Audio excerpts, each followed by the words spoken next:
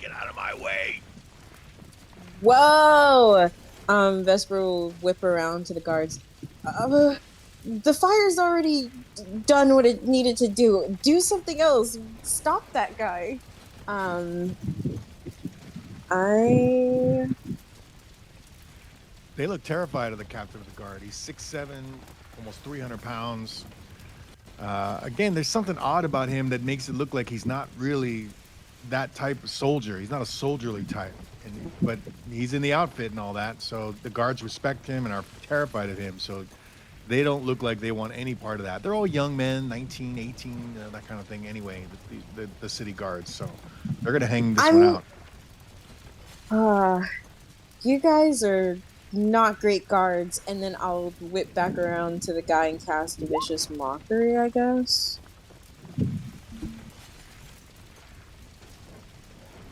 What are you going to say?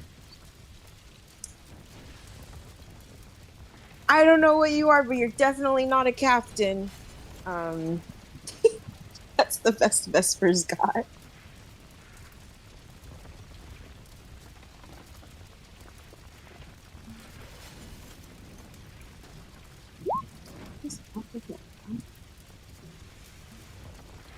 Oh, he doesn't seem affected by it. Well, I stand in front of Larissa. That's it for me. I don't have bonus action. You could move. You still have 30 feet of movement if you want. I don't want to get that close. Am I within like 15 feet of him? No, you are 27 feet away from him. Um, yeah, I guess I'll move up just to get within 15 feet. That's as close as I'm getting.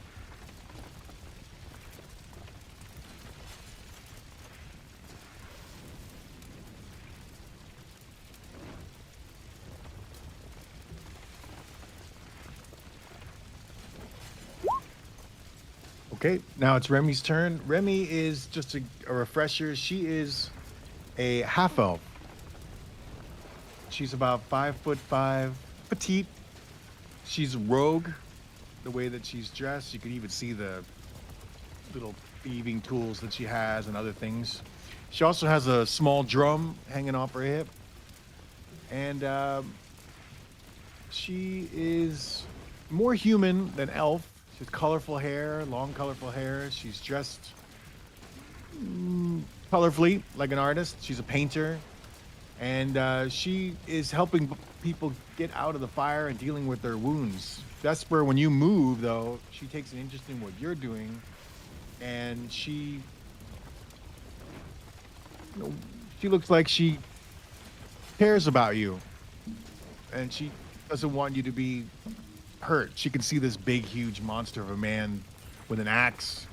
It's not swinging it at you, Vesper, but he's close enough that she's concerned. So she's going to kind of get in there next to you and just watch what's going on for now.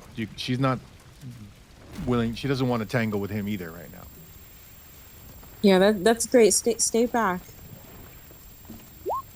Deuce sees Boris jump in front of him, and his axe was ready to come down on her. Now you're in the way.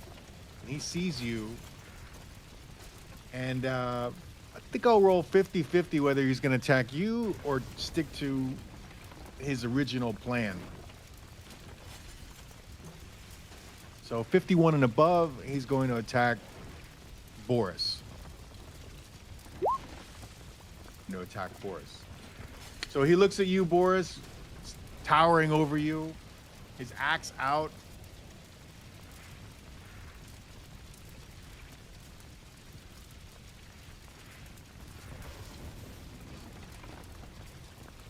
I'll beat you down like you were one of my sons. How dare you get in my way?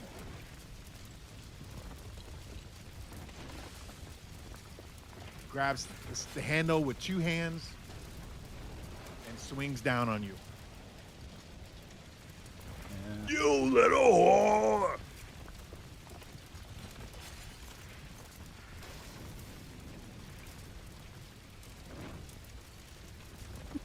Boris is hit.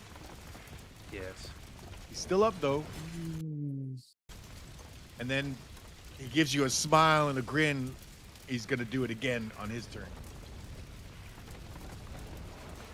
Larissa is tending to the wounded on the ground. But again, like Remy, she looks over at Vesper running over there, and she sees her companions dealing with something, so she moves closer to get to the old lady right around here. And then she's done. Glennis seems painfully unaware of what's going on behind her. She is focused on the fire. She's on her knees. She's sobbing. She's overcome with grief. She's reaching out. She's just a wreck right now. Moon in their eyes finishes rallying the town square and begins moving over. He is not going to be doing anything this round. He will start doing things next round as he just arrives at the edge of this fight. And then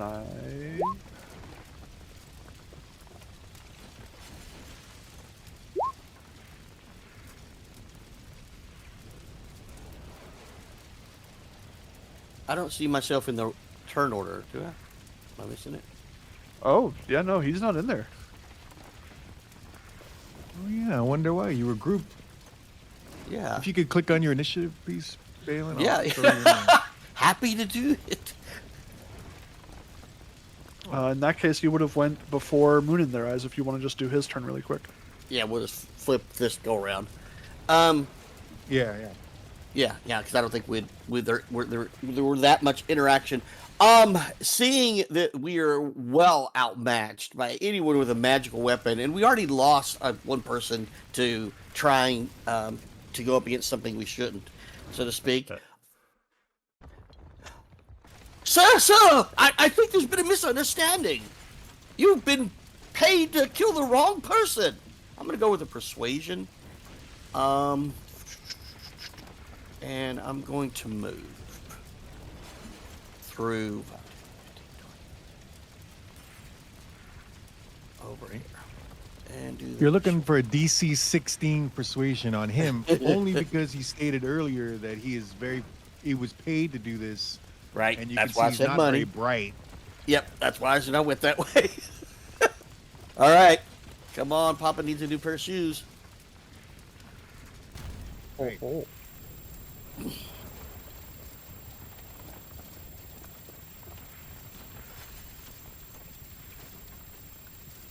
He looks like he's going to. He lowers the axe a little bit, but he can't move. It's on his turn, but he looks like he is thinking about the scenario that's unfolding around him. He's still a survivor, and he sees 1, 2, 3, 4, 5, 6 people around him now that seem to be all against him in some way or another. So he's contemplating what to do next. You feel like he's not going to attack yet. All right, and where am I? Oh, I can't. Well, maybe this will work. Oh, that did work, right? No, you skipped Boris's turn. Ah, sorry, Boris. Okay, go ahead, Boris, and then we'll. Yeah, just don't hit the check mark. It'll be Vesper's turn now. It's hard to choose.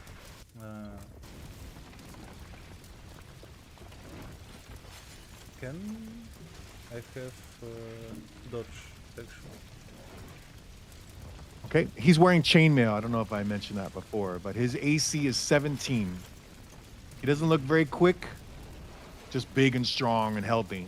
So, but his chainmail gives him a 17 DC or AC.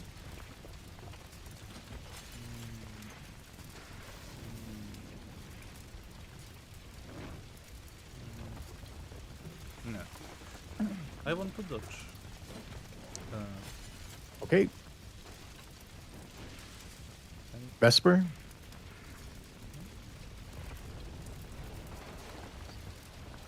So he looks like he's just thinking. It doesn't look like he's gonna stop yet. Well, you heard what I was trying to get him to do is at least stop his attack with my explanation of you've got the wrong person. We've definitely got him confused. Then I'll call out to him. Well, who do you think you're supposed to kill? Like that's obviously not it right there. Old woman, the owner of this burning down tavern. And that's gotta be her. Look at her. She's on her knees, crying about her tavern. It's got to be her. No, she's not crying about the tavern. She's crying about all the people that died. Look around you, and I point to the the guards. I guess they still look shocked, and I point to the people like on the side of the buildings getting helped out. Like everyone's a little messed up right now. You want to do persuasion on him, trying to convince him to.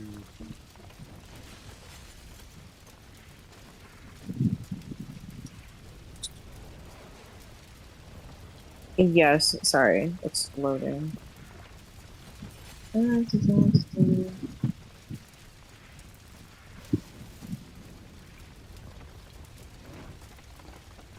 Persuasion. Oh. Well. Proficient in it, and I failed.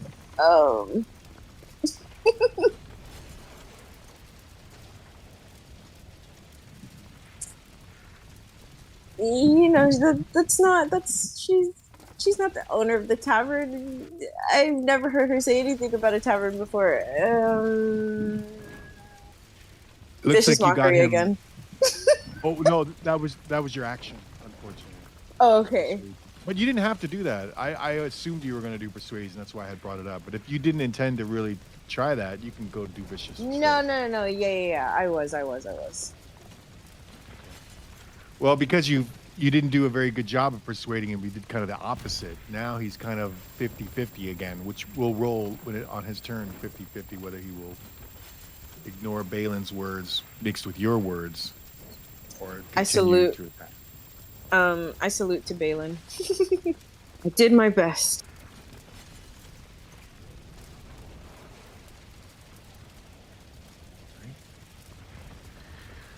Again, Remy's gonna hold her action and see what happens to here. So she's gonna wait.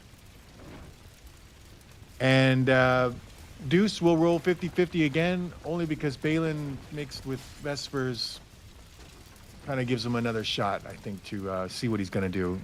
So here we go. 51 or higher, he's going to resume his attacking demeanor. And he is going to continue. So this time, though, he's going to move around. Let's see. Will he go to the left or will he go to the right? I think he's going to go to the... Let's roll it again. 1 to 50, he's going to go to his left. 51 or higher, he's going to go to his right. He's going to go to his left. So he's going to move around this way, not leaving Boris's attack area. And he is going to attack. So nobody held their attack. You're just dodging, Boris. Mm-hmm. So he gets to act here, which is what he's going to do now. He's going to roll to cut off Glennis's head. So we're going to give him a -6 to hit Glennis. It's in her back already, so he gets advantage. She has no armor or anything, so she has a 10 AC. So he's got to hit a 10 AC with he has -6 on a advantage attack. Here we go.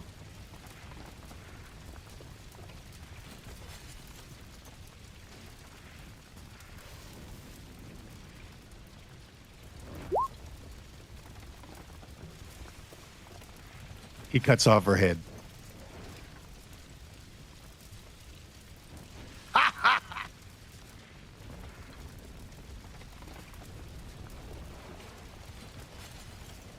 I think Vesper Her throws up. body slumps. Her body slumps forward. Her head rattles.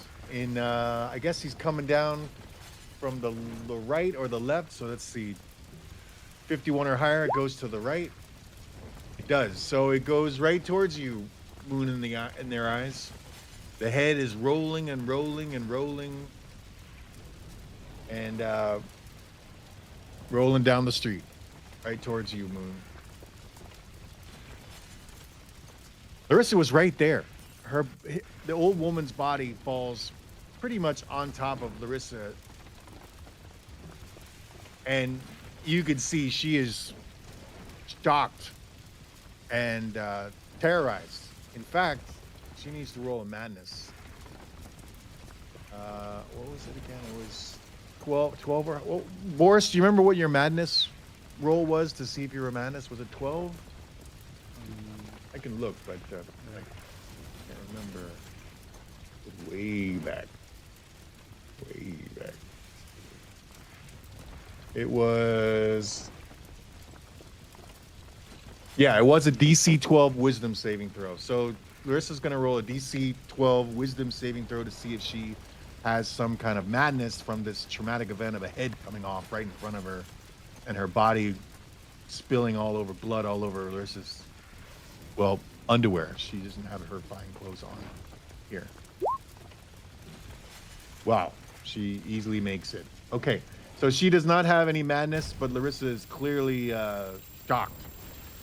So she is going to, fearing for her life now, as the big, huge brute is standing right in front of her.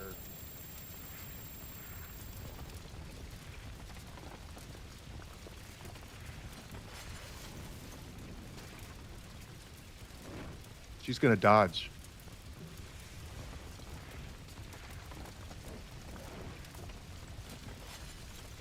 Glennis is dead. Balin's turn. Does it look like the big man is done for the day, or is he going to retaliate? It looks like he's going to retaliate, right? Well, he's laughing. His axe is now covered in Glennis's blood. He doesn't look like he's intending to. He didn't grab it again to attack. It looks like he's probably done.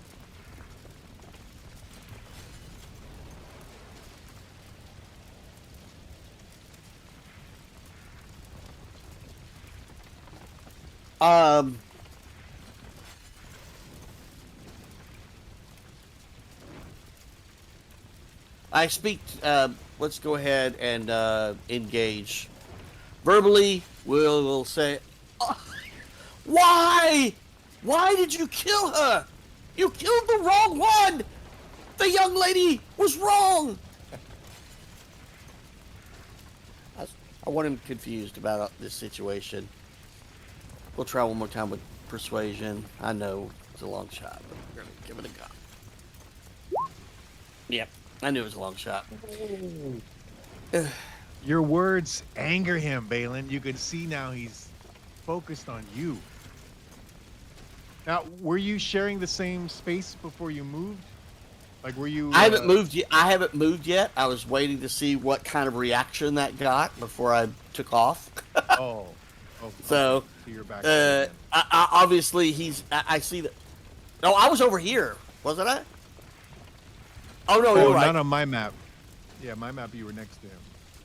Yeah, no, he's standing a few feet away from Moon in their eyes. Yeah, I moved you were from the always last... there. No, I No. moved. Oh, the last. Yeah, I had already moved over here when I did the first original.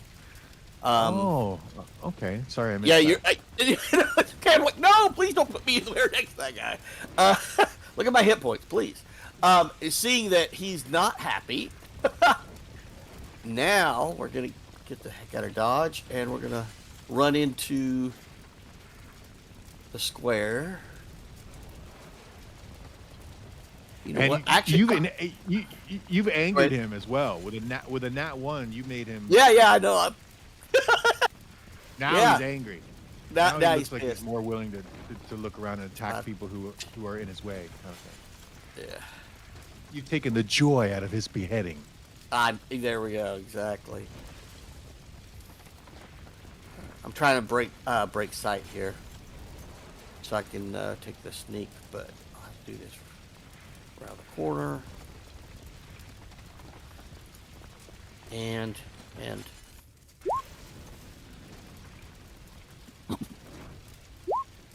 Is going to walk forward and kneel down towards the severed head of Glennis. Too late once again. A sad day.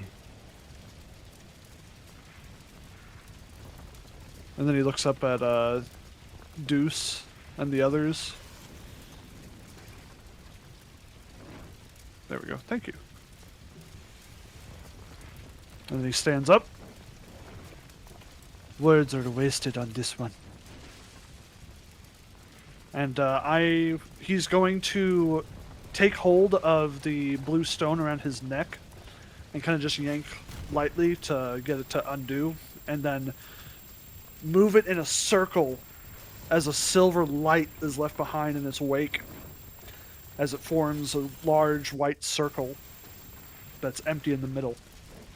And then he thrusts his finger through, and I would like to cast Magic Missile. As he... What word would he say? We'll say in... let's use Draconic. In Draconic...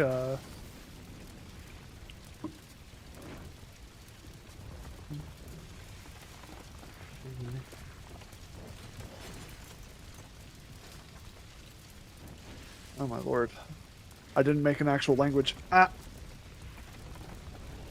For now, it will just say in Draconic, he says Magic Missile. And I'm going to cast Magic Missile.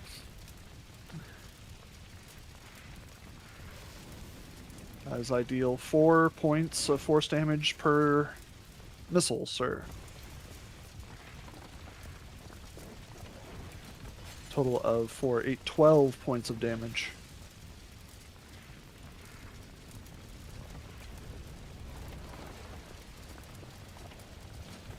Okay, he cries out.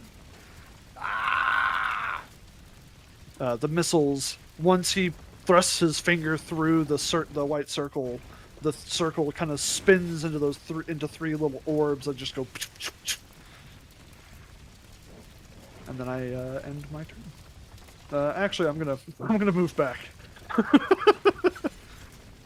and then I'm gonna end my turn.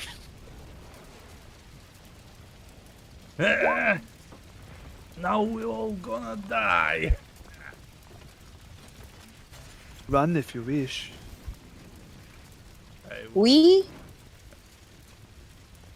take out my sword and make Now, it Boris, in this game, I know flanking is a little different, so this is a good chance to kind of cover this. So if you moved around behind him, you would get a flanking opportunity. You're not leaving his space. You're just you're just moving around him. So I know it's a little different than 5e the way they do it. I think in 5e the front and the back get flanking bonuses, but in this game we only do the person in the back gets the bonus. Kind of like the old AD&D backstabbing rule in way back. I just like that better. So yeah, you would get advantage here. Okay. I will rage. I will try to cut him down.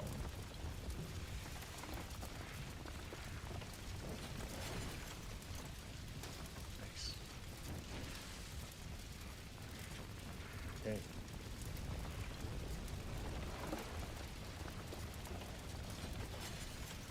All right.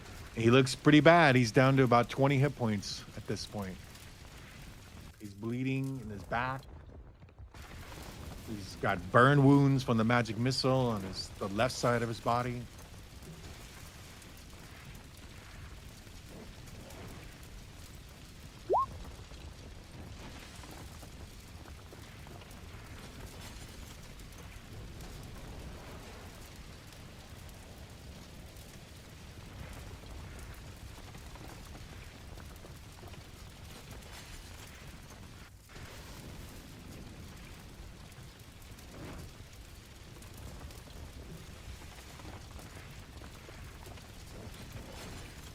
Vesper. Oh, is it me? Sorry. Um, I if I do like lightning lore, it says I pull them. Is it a choice to pull them, or do I automatically pull them? Is there a clause that states may?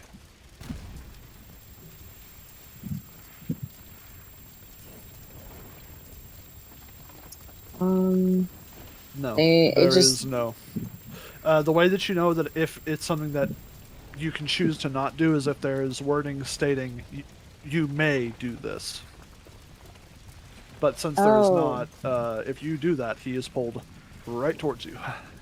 he looks very strong. I'll I'll zap him. I'll attempt to zap him, I guess. I don't have cantrips. But yeah, Vesper throws up a little bit, wipes her mouth, and then just like a beam of like really sick green energy, lightning, whatever. Uh, like a whip shoots out of her hand.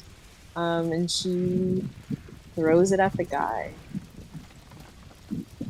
I have to click it.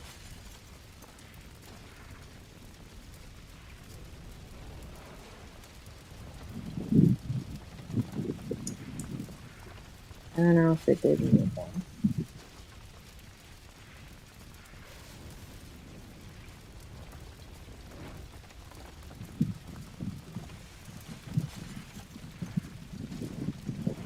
You're doing a chaos pull, or which one are you doing again?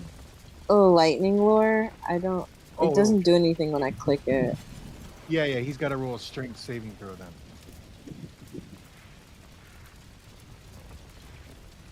He does look very strong. Yeah, counting on it.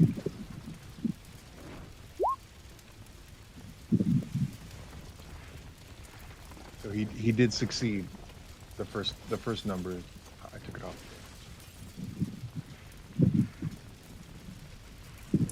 Yeah. Okay. Yeah, that's all. That's what we'll do. You want to Yeah, no, move? You can move because he's not. You're not sharing the space with him. He won't get an attack of opportunity if you want to move in a different way. Um, trying to see. I can I like pull Larissa back, or is that oh Larissa's No. already moved back. I'll move over to where Larissa is and stand in front of her. Oh, okay. Okay. Yeah, you couldn't pull her because that's an action, but you can get in front of her. Okay, so it's an action to move someone else? Okay. I'll Yeah. remember that. grappling. But yeah, that's it for Vesper. Okay. So Vesper does want to move in front of her, or you're gonna Yeah, stay where you are. Okay. I'll move in front of Larissa, just like a meat shield, I suppose. Remy is in his attack range. She is scared now. It does look like to everybody that now that he got hit in the back, he's really hurt. He got really hurt by that sword wound in the back by Boris. So it does look like he's going to turn around and focus his attention on the barbarian. But still, Remy is close enough that she's scared. So she is going. She was dodging, and she's gonna take. She's gonna get out of there. She's gonna back up, using her ability to Disengaging. well back up without. Yeah, she's gonna disengage. She's not gonna go too far, but she's gonna go right about there. And then she's done. Deuce turns around, Boris. He looks at you and he looks pissed and really hurt.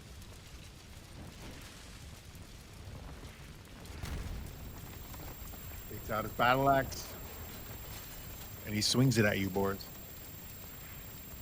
You little whore!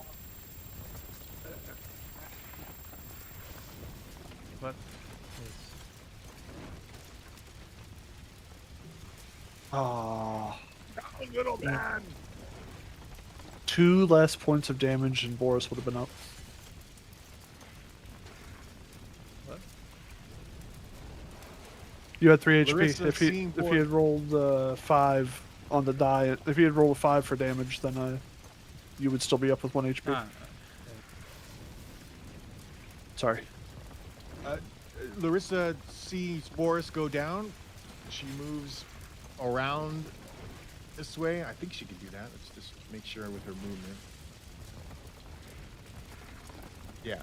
Yeah, she's got plenty of movement to walk around without getting in his range. She walks behind Boris and she casts Cure Light Wounds. She touches Boris's shoulder, whispers some sweet nothings in his ear, and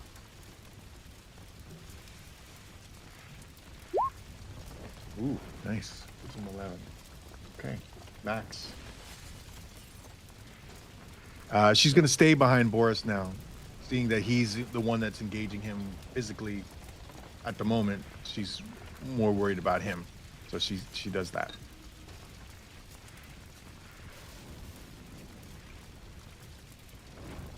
Sensing that the big guy didn't chase me, which was what I was hoping for, I pull back to get a better view. See that he is still here. And cast Dissonant Whispers. Death will always find you. DC 13, 13 damage. Of course. He has All right, a, there. Yep, he's good. Yes. All right.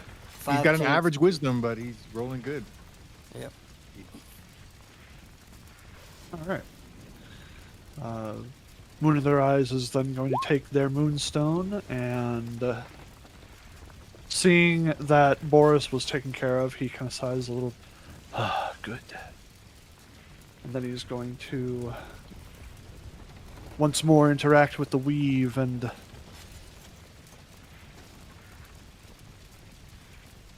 your mind is weak. Listen. And when he does so, the moonstone kind of glints for a moment as a silver light just sparks, and then a little spark appears kind of in his inside, like a little silhouette of a flame kind of fills Deuce's eyes as he needs to make a DC 12 intelligence saving throw. As he Fails. is now going to take...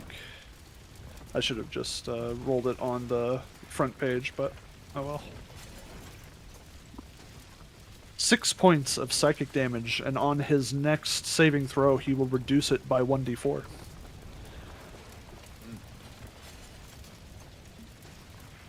Okay, Boris, you can see now that your eyes are clearing, you've been healed, that that Deuce is dealing with mental issues now.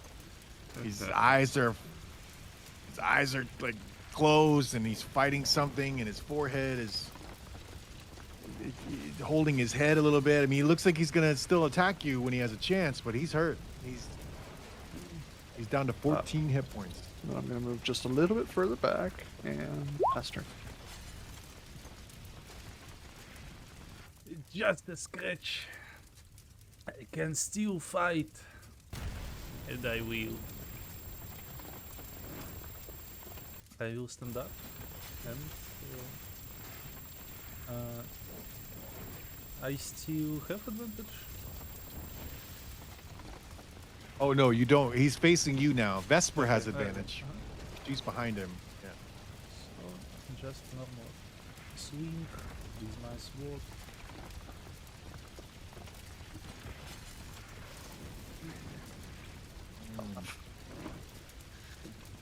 Just missed him. Yes. And it's all.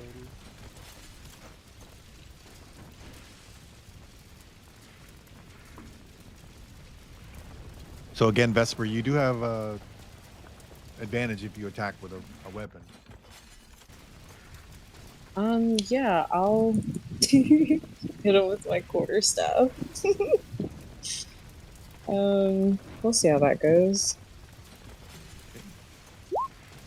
Shooting for a DC 17 because of his chainmail. With advantage. Ooh, okay. With advantage. Yeah. I forgot I don't have strength. Okay. Um, It's still 1d20 plus 2. +2. My thing says 1. Oh, it's because my. Never mind. I see. Is your strength negative? Yeah. Yeah. Then yeah, it's a +1.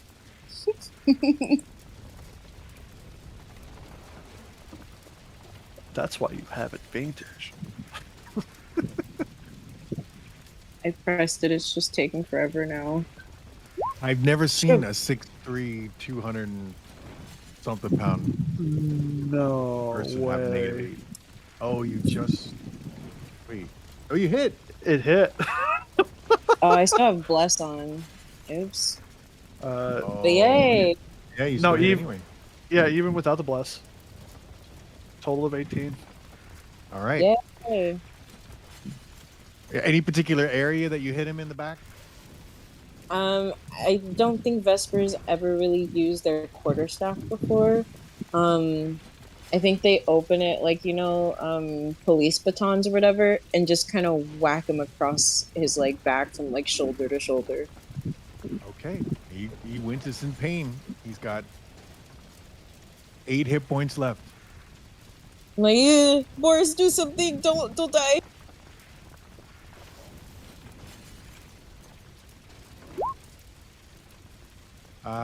Remy, seeing that he likes you, but I don't know if he's willing to. Let's give her a chance, since you do have a somewhat of a rapport. 51 or higher, she's going to aid in the combat. She is. So she'll pull out her short bow. Since she's far enough away, she doesn't get disadvantaged for shooting it.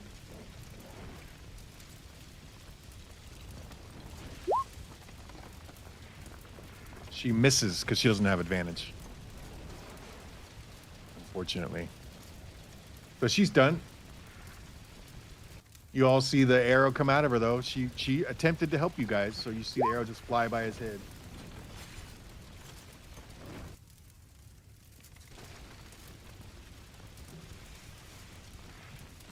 Deuce is looking a Thanks, little Remy. worried. He's not very bright, but it's personal between him and the barbarian at this point.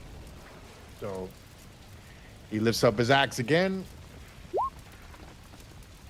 By Boris. You little whore! What's this?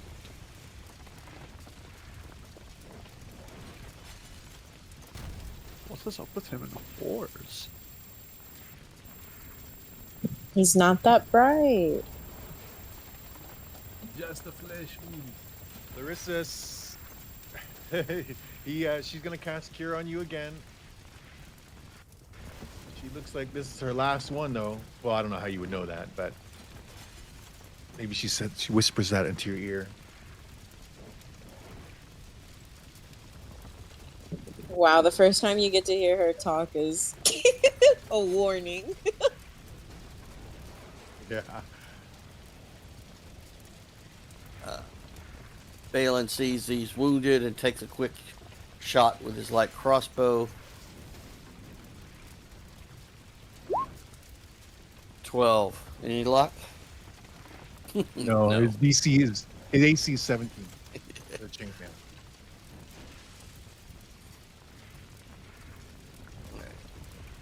No bonus. All right. This shall end now.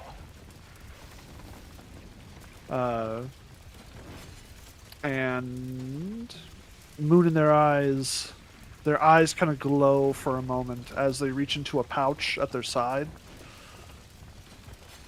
And they pull out a smaller pouch. And then opens it. And as he does, he blows gently with his moonstone in the other hand as just this fog of silver and rainbow kind of opal colored smoke begins to fill the area as I'm going to cast Sleep.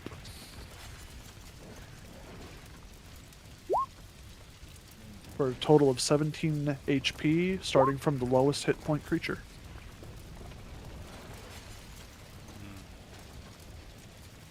Do you pick that, or is it just happen in an area? Because I It just happens think that in an might be area. one of It us. is going to catch Boris, but it is definitely going to catch Deuce. Does that also catch Vesper? Because I have 3. How much? Wait, you have 3 HP? Yeah. Yeah, it gets her and Boris. So 6, what is that, 9? And then just enough to get Deuce at 8. Nice. Yeah. Yeah. All right. Combat's over. He falls asleep. And then Moon in their eyes is going to move over and call out to the guards. This man has slain a citizen of Daggerfort. Take him into custody. You can roll persuasion or intimidation. What? They don't do their job? Well, they look terrified. They still do. The guy's Captain the guard. down! Oh my Well, lord. These I think guys they're terrified. these of guys his are just position. pathetic. It's fine. I'll roll. Pathetic All right, guardsmen. they a couple of them start moving over there, and they look reluctant to get involved, but This is your job. Do it. all right, we'll bring him to the prison.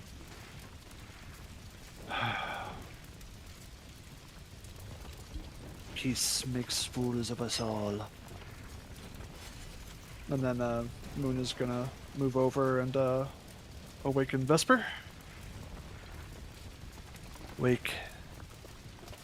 It's not time Yeah. to sleep yet. Who are you? Are you the weird one? We don't have any water.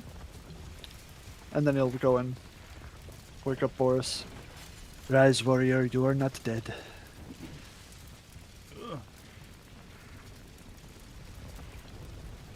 We win. I do not believe there are any victors in this situation. Nah. He's not dead. No, but Sad. he is in custody. Nah. Don't. He's a captain. He is a captain who has committed crimes against his own city. It is in the hands of the law now. I think so.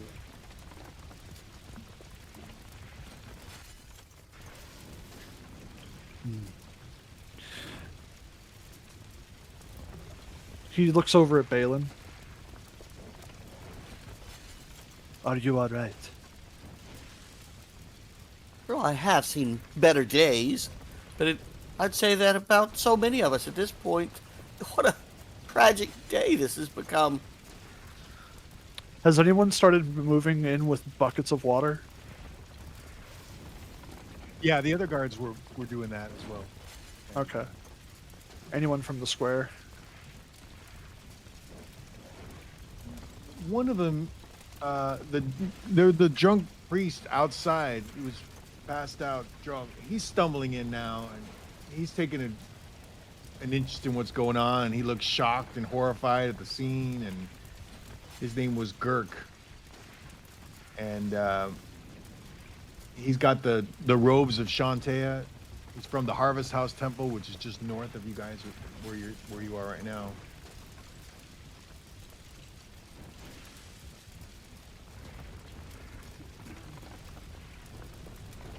Come, traveler. It is not right to be wandering the undead or wandering the afterlife with no head. he'll move Glennis's head back over to her body.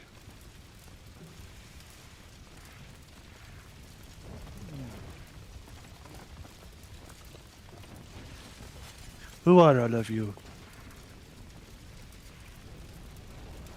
Quick clarifying question: have the guards responded to the corpse that is now in the middle of their street, or are they still dealing with the fire? No, they're dealing with the fire, and Girk is the dwarven priest of Shantae. He is looking over the bodies. He seems to be, he's crying now. He recognizes a lot of the dead bodies that are there, the ones that are burnt. None of them can be. Then he looks at the ones that you guys rescued, and now he's going over their wounds and healing them, and he looks like he's going to start dragging people north towards his temple. All right. It seems that dwarf knows what to be doing. Best to be following him, I think. Yeah, I'll quickly check in with Larissa. I'm like, are you okay? Did you get hurt? Did the fire hurt you? Are you okay? She nods, she's okay. She starts putting on her clothes again. Oh yeah, we're naked. Yeah, I'll also put my clothes on and start helping people to where the dwarf dragged them, the Shantae church. Thank you, Remy. You really tried. It was very helpful. All for what he did. Hopefully he burns in hell for what he's done. That old woman looked harmless. I just can't believe what he did. Yeah, and I don't know why anyone would want to blow up a tavern. This might be above my pay grade. Likely for the same reason why they wanted her dead. Come now. There will be time to speak on matters later. There are bodies and wounded to be tended to. Yeah, I'll start helping like one or two people, probably just one, really weak. And then I'll look to Balin and be like, aren't those guys outside arguing about doing something? I don't really remember. I just don't know. It just seems so surreal at this moment. In this town, I feel maybe we shouldn't have come here at all. If we didn't come, I think more people would be dead, Balin. Well, that is true. We did rescue several people from the fire. Just I just want it all to be over with. Only time assuages the mind. Boris, are you okay? Yeah. I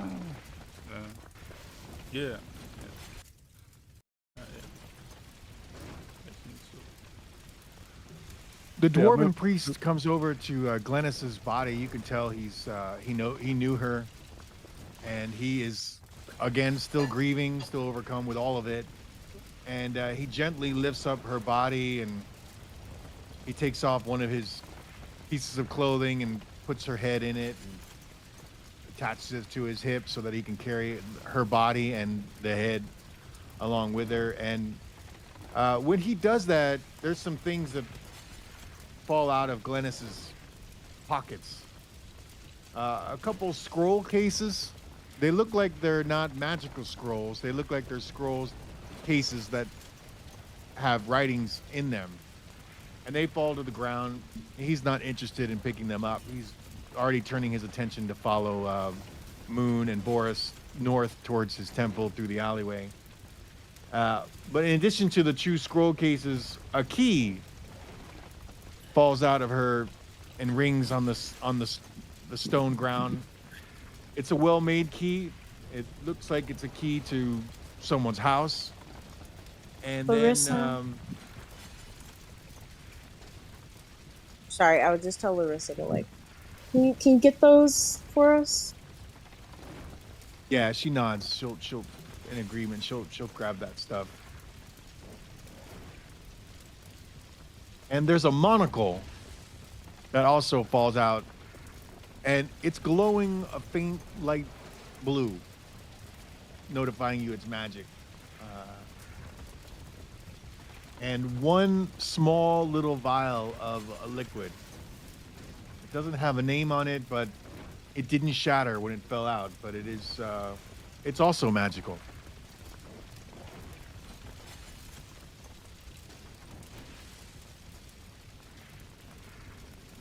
So one vial of a liquid, one monocle, and 2 scroll casings. And Larissa hands it to you, Balin. If it, like, is it okay for you to hold it? She doesn't seem to have Yes. a lot of pockets in her noble clothes. Balin reaches for it and thank you. Maybe we can figure out why he attacked her. He looks at the 2 scroll cases. Are you going to open them up right now and look at it? Yeah, I want to know why he attacked her.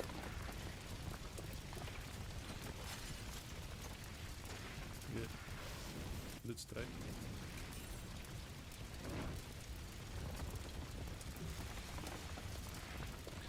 One of them is a very short letter.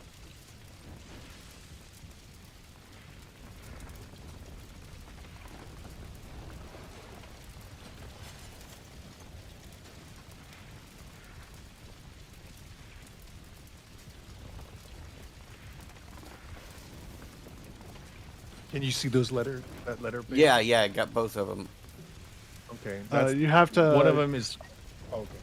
Sorry, you have to highlight over the text in order for it to be read if you're using the dark version of Roll20. I'm not. I took it off because that exact reason. Thanks. Yeah, it doesn't work well for a lot of things now. And I'll put these in your quest area as well in Discord. But for right now, they're right here, so you can see both of them.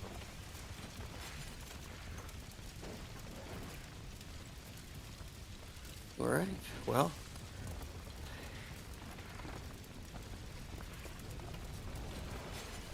Balin reads them, and those within earshot hear him say, "Well, I guess that's what happens when you make enemies of powerful people." And he places them back in the scroll case, back in the cases, and secures them into his backpack.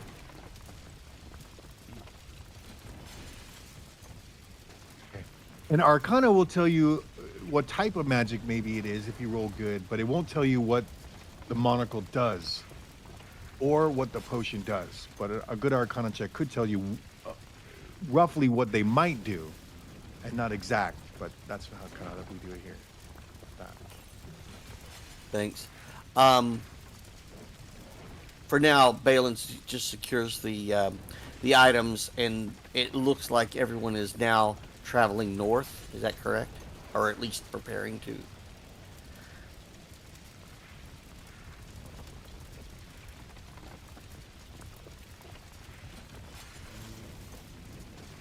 Are we following Boris? Yeah. All right. Moon in their eyes waits. If someone can These- move my token. Gotcha. This guy here, this blue tiefling, looks like not a very good guy, and he's laughing under his, not out loud, but you could tell he's laughing with his hand over his mouth at when he sees Glennis's beheaded body, and this whole scene seems to amuse him.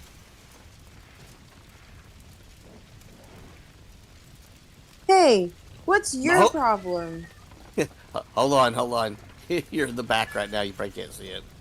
Does Moon say anything? I'm trying to keep everybody in order as we pass him. You're talking about this guy here, right? Yeah, Moon doesn't say anything. Yeah, the blue. Okay. When Balin gets up to him, Balin kind of scoots to the side if the others wish to pass to kind of start a conversation. So, you knew the deceased? Well, Asking the guy laughing. he's first responding to Vesper since she. Oh, spoke first. she scrolls. Yeah, go ahead. And he looks at Sure. you, Vesper, and he's about 5'11", so you're towering over him, and he looks up at you, and he says, "Did I cast charm person or hold monster?" Try both of them and see what happens. Whoa! Sure, your mother is terribly disappointed with your life choices. Many pardons, but words are wasted on the weak-minded, ma'am.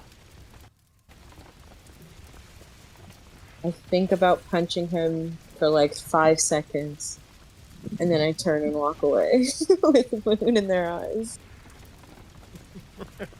Do you know the difference between you and a malformed goblin? The fact Seriously, that your mouth is still opening. I want to know.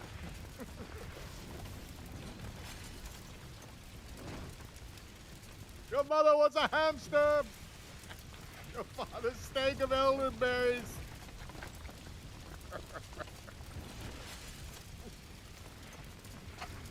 My father smelled like campfire. Old dwarf, please continue.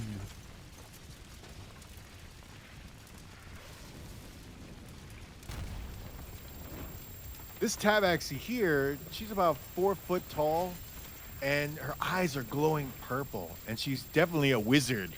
And she's reading a spell book on Arcana, but she's not looking at it at the moment, but she's holding it, but she's looking at the scene down there. She can see the fire and all the dead. She's just, you can tell she's a good person. She's feeling it, and she's just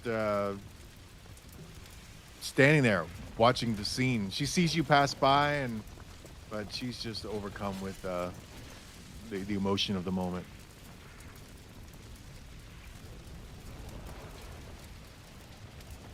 As Balin passes the one gentleman, he says, "Wit and intelligence may be fast, but you, sir, are so much faster."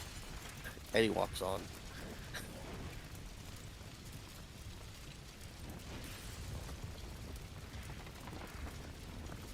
This guy too here that you're passing, human, he's a hawk trainer. He's a ranger, and he's doing the same thing. He's looking down at the fire, and he looks like a good guy as well, but he's busy doing that. And that's same with a lot of people that you're passing by and looking around. This guy up here to the north, same thing. He looks like he's got an alchemist set up here. He's doing his own little thing over here, but he's again climbed up a tree a little bit so he can see. He's a little tiny 3-foot guy, but he's looking at the fire, shaking his head. Oh. And then Girk opens the doors to the area of the entrance to the Harvest House Temple here. So when everybody gets close to this entrance here, we'll move forward from that.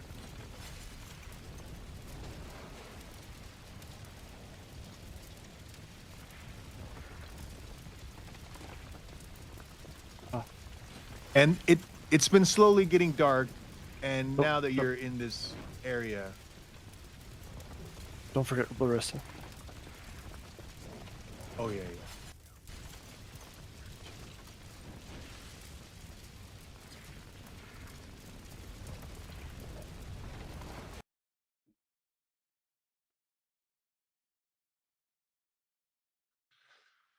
As you enter the grounds of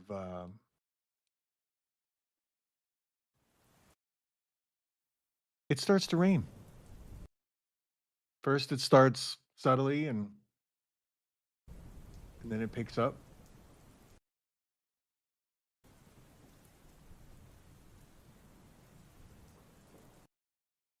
The temple is to your north. There's a huge wall blocking it from you can see it, but let me grab Girk here.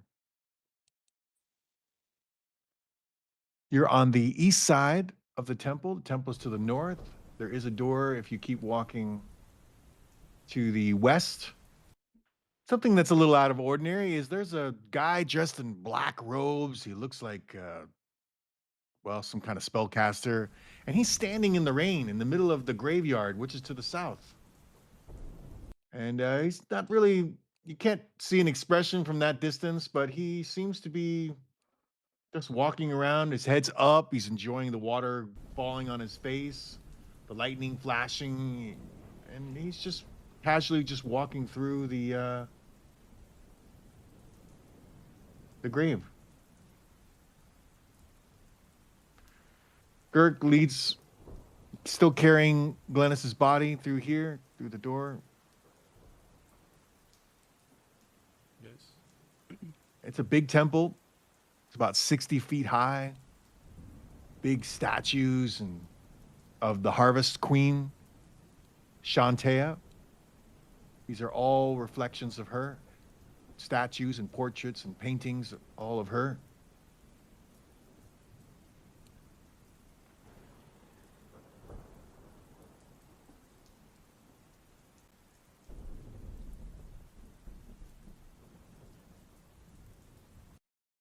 There are people here that are waiting for Mass to begin. They do not seem aware of what happened out there. When you look around, you see people that are lost in prayer or talking with the person next to them, but there's not a sense that they even are aware of what happened outside at all.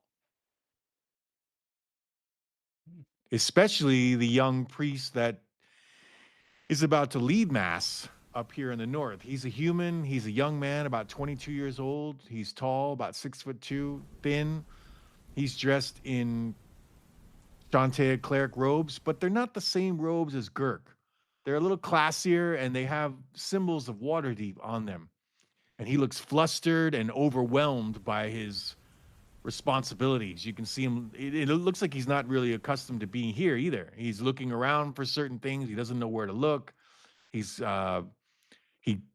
he's carrying some books, and then the books fall to the ground, and he just looks overwhelmed and nervous and a little lost what he's supposed to do up here in the north beyond the altar. There is a big bowl of holy water in the middle of the altar here. Girk is carrying Glennis around the altar towards him. He's completely unaware, though, of Girk coming at him for right now. If you look at the around, there's a old human priest here who looks like he's lost his faculties, like he's got Alzheimer. And his hands are shaking, his body's frail, he looks sickly, and he's looking around the room like he can't focus. He looks like he's mentally not with it anymore. And he's slumped in the chair, and this young priestess here is taking care of him. She's blonde, blue-eyed, human. She's about 18 years old here. And she is tending to his needs, feeding him, making sure he doesn't fall out of the chair, trying to keep his head focused. And he spits out food every once in a while. And again, he's having a lot of health and mental issues, but she's dealing with that. And she is wearing robes that look like they are from here, just like Girk. Her and Girk look like they are members of this particular church. This priest here, again, does not look like it. He looks like he's from Waterdeep.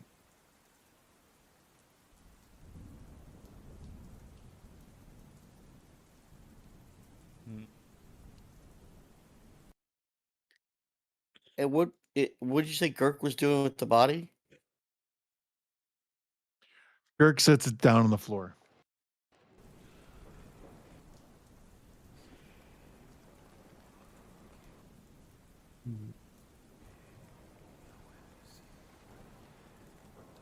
Moon will go over.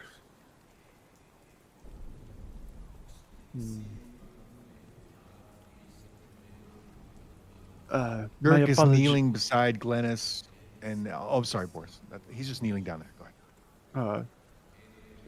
My apologies, priest. May we use this area to talk amongst ourselves after this traumatic incident? Yes, yes. Oh God, what a this is all too much. Poor Glentis. Look at her. Look what the gods have done to her. Oh, how could Chantel let this happen? Oh, such a good woman. Why? Why, Chantel? Why? It was in the flux of fate. We were too slow.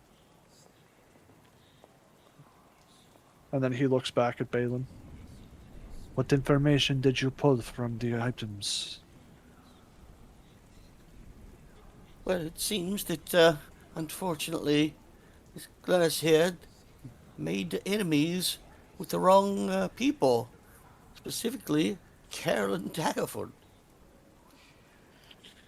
DM, is that the current leader of Daggerford? No, on the pamphlets that Morgan handed out to you when you first arrived outside the city, it showed that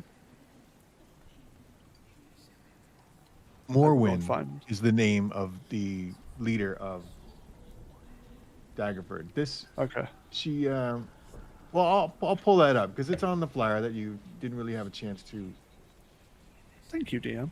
examine. But if you look at it now, then you'll see some stuff here. So there was a picture of her. This is the ruler of Daggerford. There's a little bit of history here on the city of Daggerford. Right now, this is enough to get you going here a little bit. You can take your time, scroll through it a little bit, read a little bit about her if you want.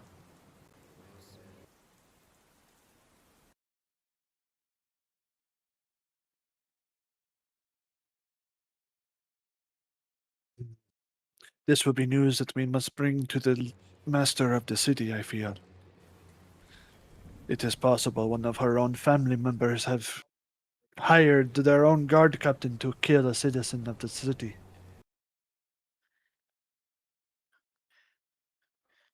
It does seem like there may be some infighting, so to speak. I'm not sure how deep we want to get into this, but I guess it's worth a little exploration. I asked before, but perhaps it was rude of me to ask who you are without introducing myself. I am known as Moon in their eyes. Or in the region of Longsaddle, they call me the Soothsayer. That is quite a bold, articulated name. A soothsayer. It is the name they gave me after saving the life of Lord Lowell Harpel. As he will show off a noble's signet ring for the Harpel family. I am his apprentice.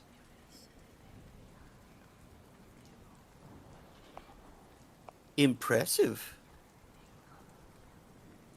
I came to Daggerford to join the Lord's Alliance and to follow certain visions I had. Unfortunately, it seems I was too late to save her life.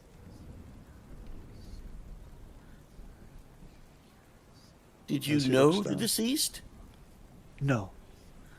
Ah. I saw only reflections of her face and the great loss that she shared with you.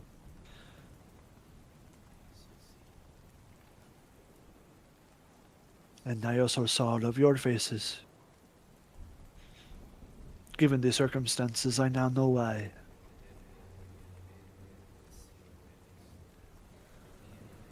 Well, thanks for trying to help. It was a lot more than what some people did. I was given these visions for a reason. I see no reason not to act upon them if I can. That said, You mentioned the I... Lord. Oh, sorry, so- go ahead. No, go ahead. You finish. Yeah. You mentioned the Lord's Alliance. We had found a fallen brethren, and actually we're in the process of returning him to the Lord's Alliance. Perhaps you could go with us and help with that endeavor. Hmm. Yes, I believe I can. I believe our fates are intertwined now. I will be with you for the time being until my visions say otherwise. You're definitely welcome to travel with us. We've already lost a, a good friend along the way, and I always say the more the merrier. Ah, so that is the loss that you have suffered. I knew not Indeed. what. My condolences. Thank you, thank you. Pardon. And Balin walks back and wants to talk to Larissa. I'll pass the wand over to others as they talk, though. May I see the monocle? I might be able to deduce its purpose. Oh, well, certainly. Here, and you can have a look at both of these items. Many thanking you.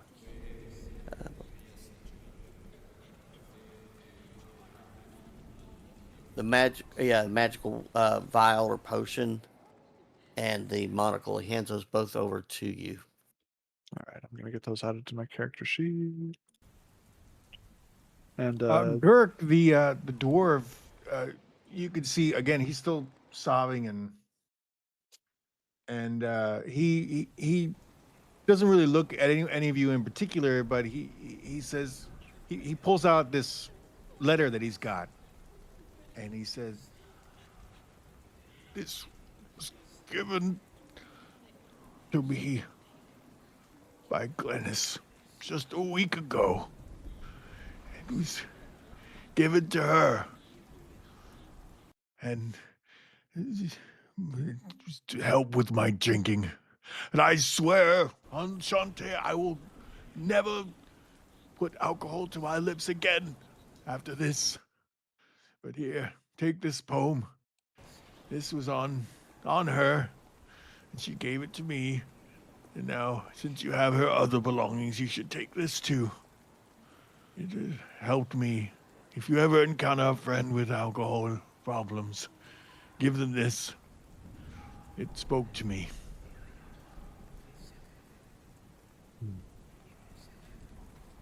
keep our body safe, old dwarf. It is very likely that there may be people coming to cover up the crime. Especially if this was an internal affair.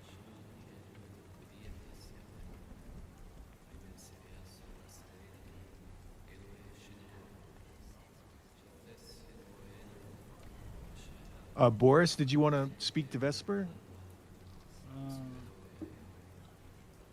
If she want to respond. I'm sorry, I kept talking. I'm here. Sorry. It was in the chat, Vesper. Oh yeah, my laptop is going really slow. What did you say? I said, Whisper, how does this cat know all of this? He was spying on us. How did you know him? I don't know him, but I also don't really know a lot of like lords and their allies and stuff. I didn't really pay that much attention in class with my tutor. But he did say he like got like dreams or premonitions. Magic can do that sometimes. It's a pretty wide spectrum. So it might be true that he had a magical premonition or something about us. I will keep eye on him. Okay, I'll also keep an eye on him, and I walk up to like Moon in their eyes and watch them examine What were you? The monocle and the other item, the vial. Yes. Ah. Hmm. Well, that was for the monocle. Would I also roll Arcana for the potion, DM? Yeah, Okay. I unfortunately got an 8 for the monocle. you could roll 2 Vesper if you want. Anybody, any spellcaster can roll their Arcana to see if they get an idea of what it is. Yeah. I'll also roll. And Balin does ask Larissa if she has any insight as well.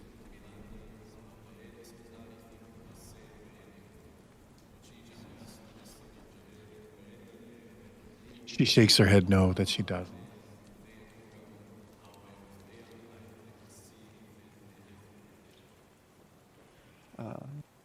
Here, I will. Oh. 18 The 18. potion Yeah. has a. Okay. All right. So, and that was for the monocle Vesper that you Yeah. did first? Because you could do them separately. Okay.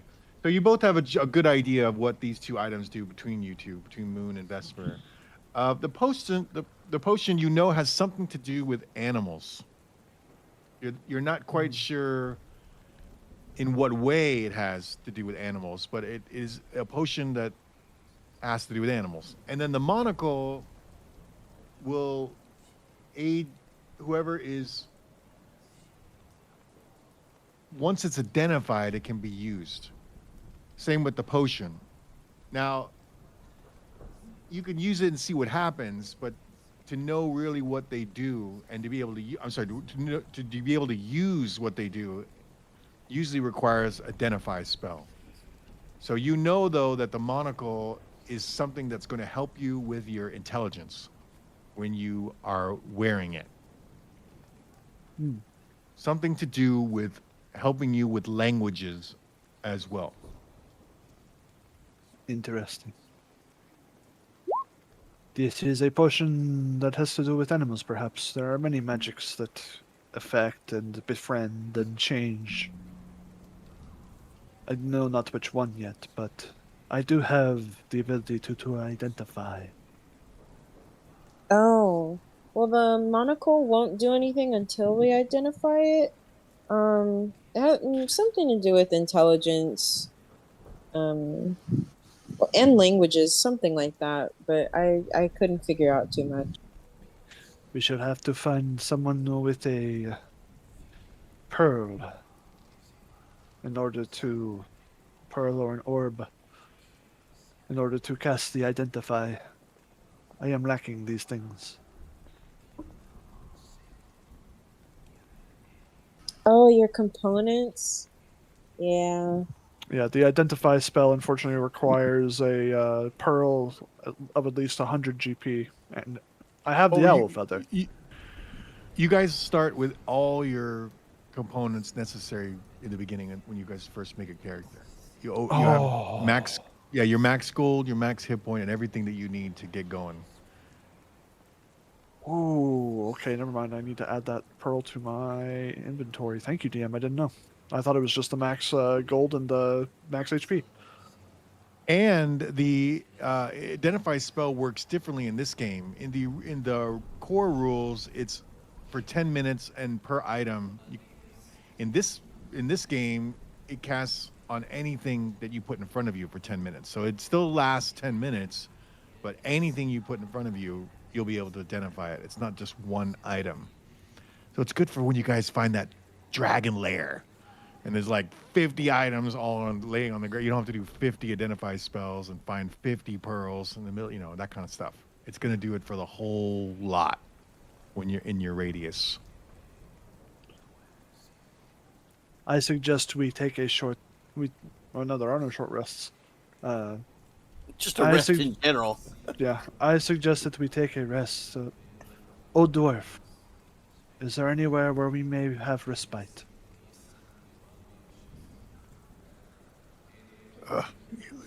You have to talk to the young lad.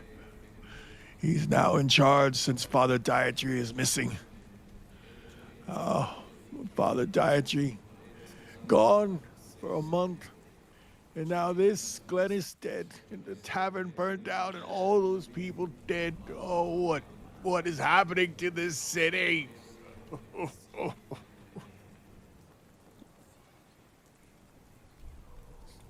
Worry not, old dwarf.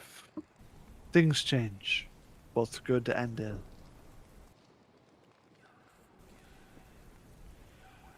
I'm just gonna start moving over to the young man, but slightly towards the back so he doesn't like overshadow him on the altar. Many pardons. Yes, yes, yes. I'm going to start mass. Please, just give me a moment, good sir. I just need. I've never been here before. I'm a little. I don't know where things are here. I'm learning my way. Would a 14 investigation help him find things?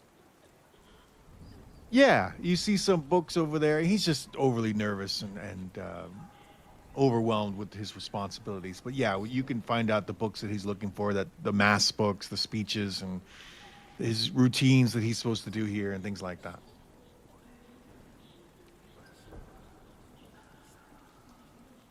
I believe these will help you.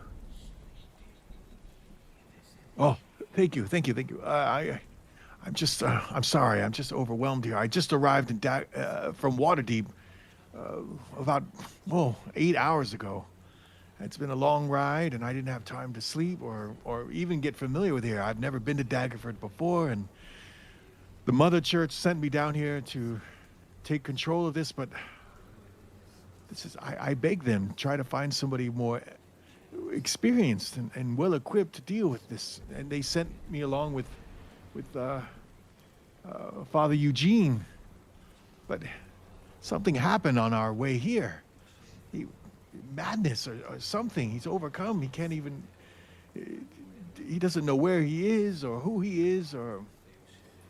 It's been frightening to deal with him as well. So he can't help in this. I'm in charge of all of this now, and it's a bit too much for me, I admit. Stay calm. Focus on what you know. The feeling is more important than the words. I've seen Father Eugene give mass in Waterdeep, so I'll do my best. But thank you for your help. If there's anything I can do for you before I start mass, just let me know. We are in requirement of respite. Are there any rooms or a place we might rest ourselves? Well, I know Father Dietrich's room is right through those doors here to the north. You could stay there. There's supposed to be my room and board for me and Father Eugene, but right now Father Eugene is on the chair. He's being taken care of by that wonderful young woman there, Maddie. She's been an angel, helping me with him. I've never met her before until just now, but she's taken on the responsibility. Apparently, she was adopted by Father Dietrich before he disappeared, and I hadn't had a chance to meet him. I've heard great things about him, but terrible that he's missing. And but I'm supposed to actually talk to the two servants that work here that were around. If you, let's see, one of them's over there, servant Ina, and another one's down there to the south, servant Anna. Both of them have been here for many years, and I'm supposed to interview them and find out if they knew anything about Father Dietrich's disappearance, but I've got my hands full. We shall not be too long. We appreciate your kindness. Yeah, here's the key to the room, and I think that there's beds in there, and I don't know if there's any food or drink in there, but I know that there's sleeping quarters they mentioned. Thank you, Your Grace.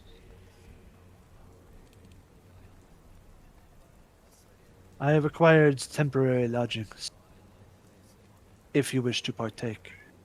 Otherwise... Yes, let's at least put our gear down.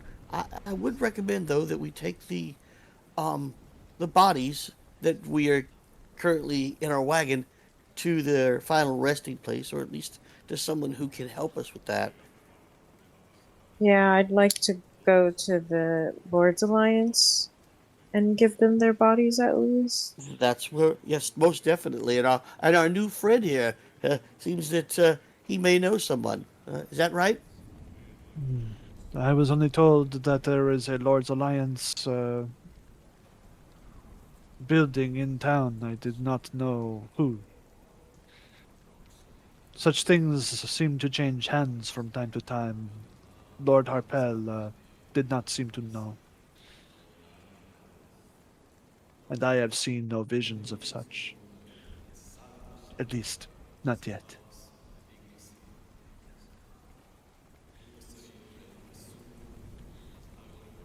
But come, if there are things you wishing to be do, I say do them now. Uh, we're gonna we're finding the rooms first, correct? The you have the key for it. Indeed. All right.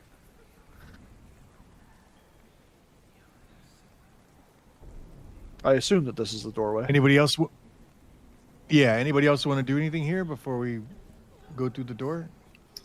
Um, would Arcana let me check if there's like magic on a person? Yeah. Then yeah, I think Vesper's gonna go walk over to the half senile old man that the young lady is taking care of.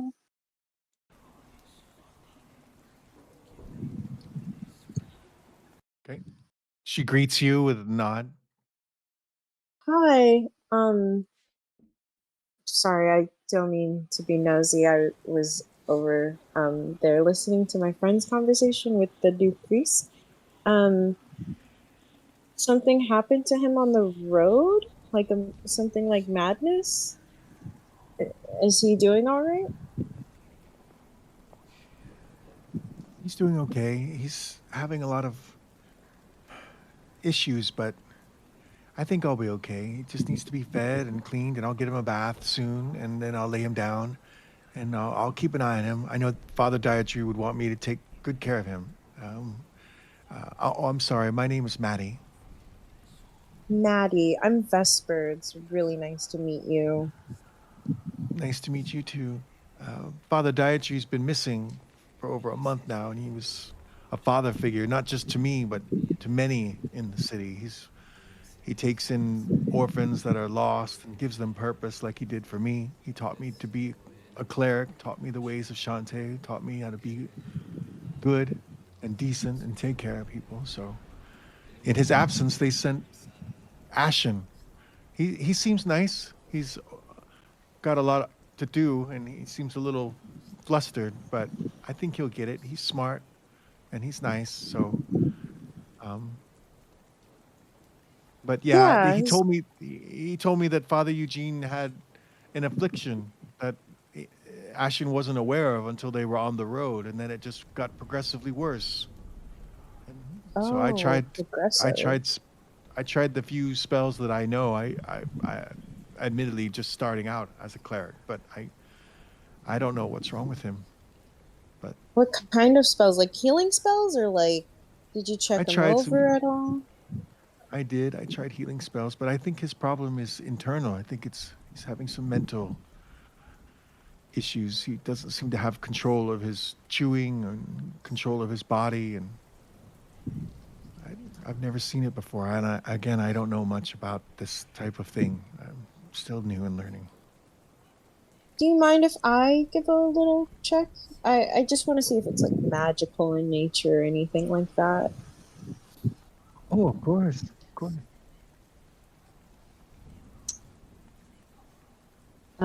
Vesper walks over a little closer to the man and just like holds her hands over him, um, and just kind of checks him over, I guess, just looking for anything. Oh, 13. No, it looks like natural. Doesn't you don't sense any magical. You didn't get a great idea of it, but your gut tells you that this is something that's not magical. That he's having an affliction. Okay. Was he reading anything, or was he like, or he was just being sent here to help take over?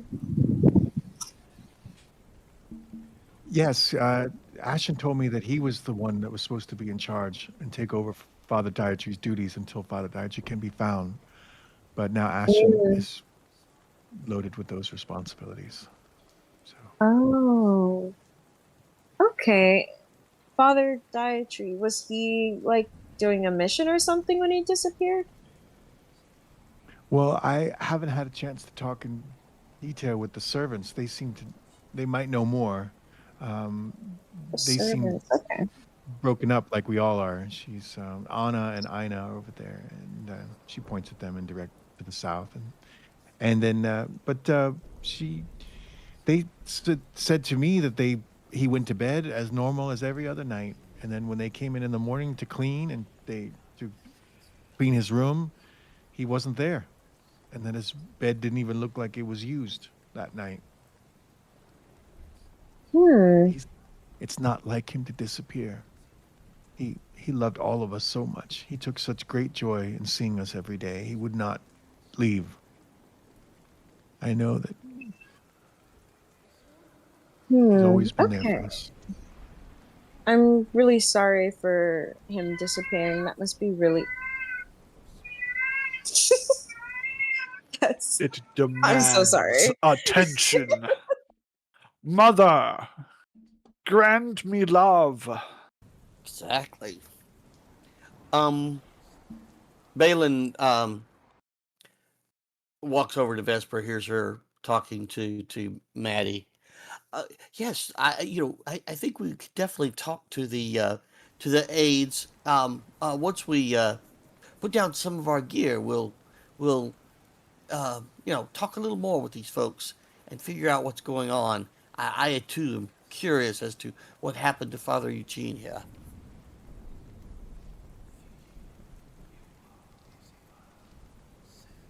Um. Yeah, that sounds good. I just wanted to double check there was nothing magical going on over here.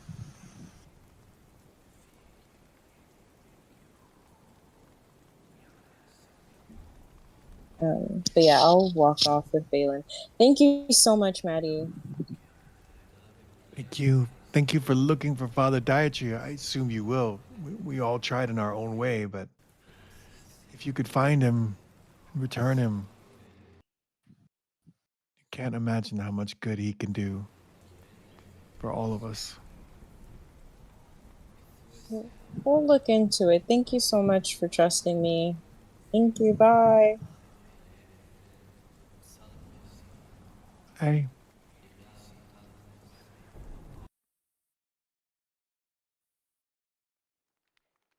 this room is two rooms. They are you walk into a main room and it's clean, it looks old fashioned. It's very much an elderly type of furniture and setup. And then it leads into another room that's adjoining to it. At it looks like the opposite of that. It's a youthful more room, and there's hunting supplies in that room, animal skins, and it also looks like it's a priest room, but a different type of priest. Again, the one that you're in right now looks consistent with Father Dietry's description of the way that he was an older man, and there's books around, and then there's a picture right there of Father Dietry standing alongside Maddie a year or two ago. Maddie looks a little bit younger, but the way that they're staying next to each other, it looks like a father-daughter type of relationship. But he's not. He adopted her, as she said. Now we know what he looks like. Maybe if we found him, he will return our friend to life. What It do is you- possible. Hmm. How long has he been dead? Some hours. Half day. Hmm.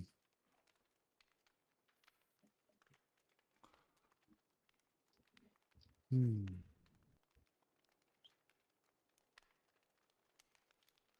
Oh, God. look at that old man. There are bookcases here. There are drawers here. There are flowers here as well in vases. All these flowers are, if you have an herbalism kit, you can try to get a good bunch. If you don't have one, you can just hack them. They won't be any good to you, but you will have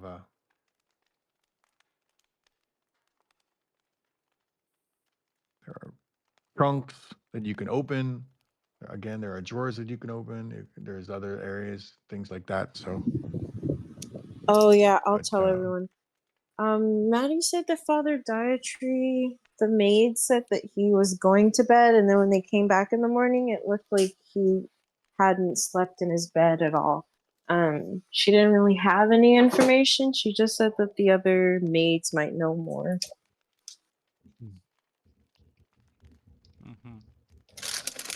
One problem at a time, I think. We shall work on Father Dietary when we have perhaps gone and spoken with the Lord's Alliance, and, well, that is what I wish to do. I know not Yeah, what I also your wish to request speak with was. them.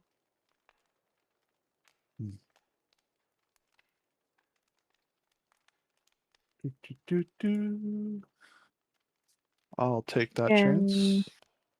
I think we should do the Lord's Alliance and then No. rest, and then do like the what is it? The Emerald Enclave? Yes. Balin lift his tired head as he hears you say that. That's right. We still need to get our friend here there, but I'm questioning at this point why. Yeah, it doesn't really seem like she's all that interested. Perhaps it is better to hear what she has to think. Well, she's been Good very, luck with that. yeah, she's been very reticent not to share a lot, despite our gentle persuasions. But maybe you, my good friend, she does seem to have a affinity for those with fur. He slowly looks at you. The Are you in? horns is No, I'm not talking about you. I'm talking about Larissa turning into every animal. Sorry, poorly Oh worded, yeah, maybe. yeah, yeah.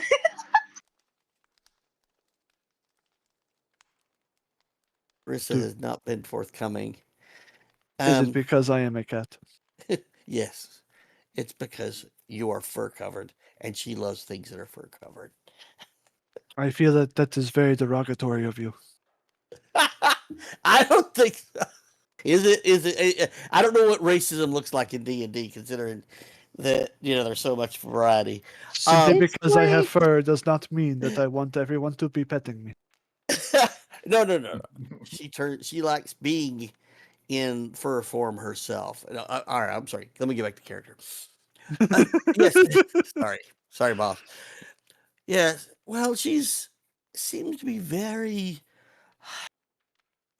happy to return to an animal form. She was a rabbit and a oh goodness, what else? Anyway, she's definitely seems very aligned with nature, and I think that's the reason the Emerald Enclave may see her as a great addition, but I'm not sure her own wishes are being met. It seems a little odd right now, so I think it's best that we continue down other paths before we officially release her from our safety and comfort. But good sir, if you want to speak with her. Maybe you can get more from her. Again, we've tried ourselves, but to no avail, unfortunately. I feel your heart is in the right place, but talking about her as if she is not currently right next to you is odd to Oh me. no, I was whispering. I'm sorry if I didn't put that in the chat. No, No, no. you were standing next to. You were kind of right next to me. I was kind of getting you caught up in a very Hmm. discreet way. Okay. In that case, he would nod. I see.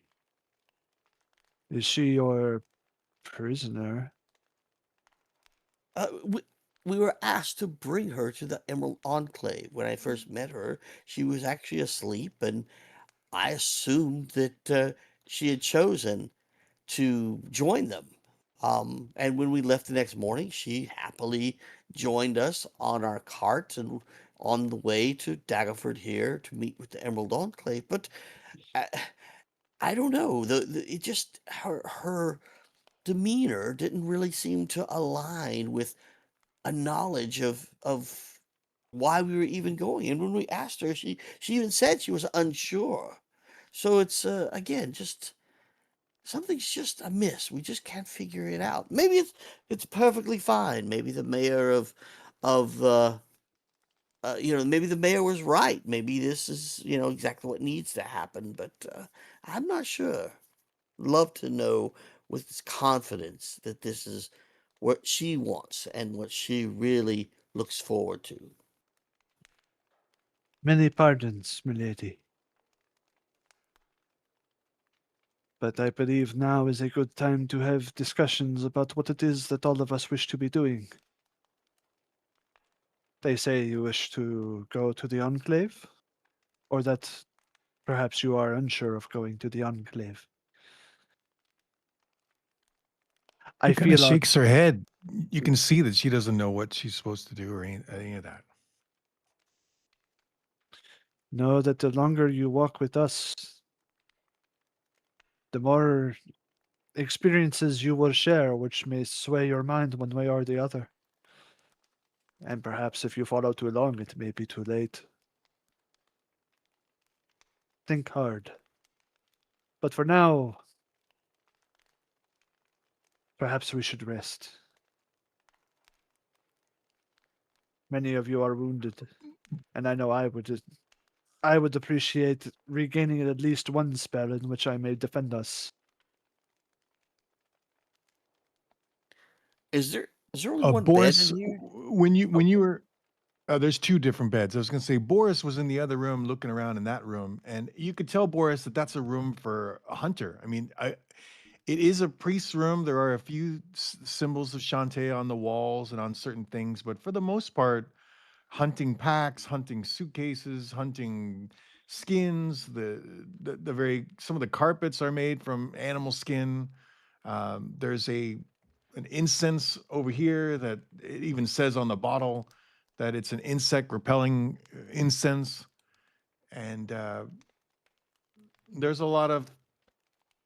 It looks very different from Father Daiichi's room.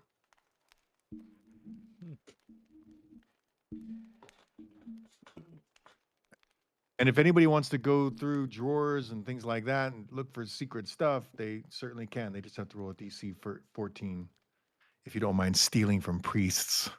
Excuse me, shouldn't have done that. uh, Balin was got up to look for again another bed, considering the number of people, and was wandering around the room, really, like you said, noticing the uniqueness of this room in comparison, and starts to really kind of take a look around this room, feeling that there's, like you said, a real kind of distinct difference. I'm going to do an investigation first for like doors or anything else before I start rifling through the drawers, looking for secret doors or anything out of the ordinary, really. Okay. Now, you guys can choose to roll an investigation for the entire area that you're in, or you can choose to roll investigation for everything that you're standing next to. I from a times perspective, it'd make it easier if you rolled it once for the whole area. But again, if you'd rather take your chances with individual things, you kind of have to call that first. So I'll leave that up If to you guys whether you want to have it. a group roll, or would it just be one person rolling? Oh, no, you can all each roll. It's just that for that whole area, like you're standing by this cabinet over here and you roll for there, and then you go over to that chest over there, and then you roll again, or do you just want to roll once for the entire area that you're in, kind of thing? And that's up to you. But you can each roll. I already rolled. I got a 6, Okay. and that was for the. So we'll just do it for the whole area books. then. Yeah, I did And- mine for the yeah, bookshelf well- specifically, but Yeah, and I did Yeah, mine I specifically. guess I should. Yeah. I did mine for this Okay. particular Okay. room. We'll just do it. Right. Yeah, we'll do it for the overall area. I think that's probably a better way to go, All right. time wise. And my Thank you. apologies. you could get a little crazy. No.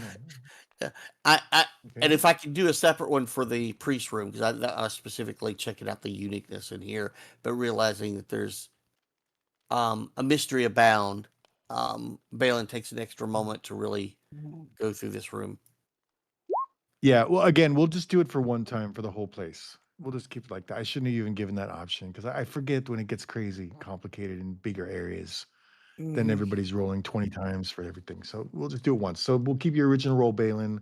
Boris, did you want to roll for investigation? That's not No. necessarily going through the priest's clothes.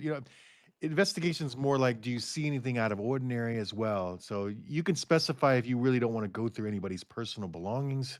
You're just doing an investigation to see if there's anything out of place that maybe sticking out or stuff like that. If you want to be specific with your investigation.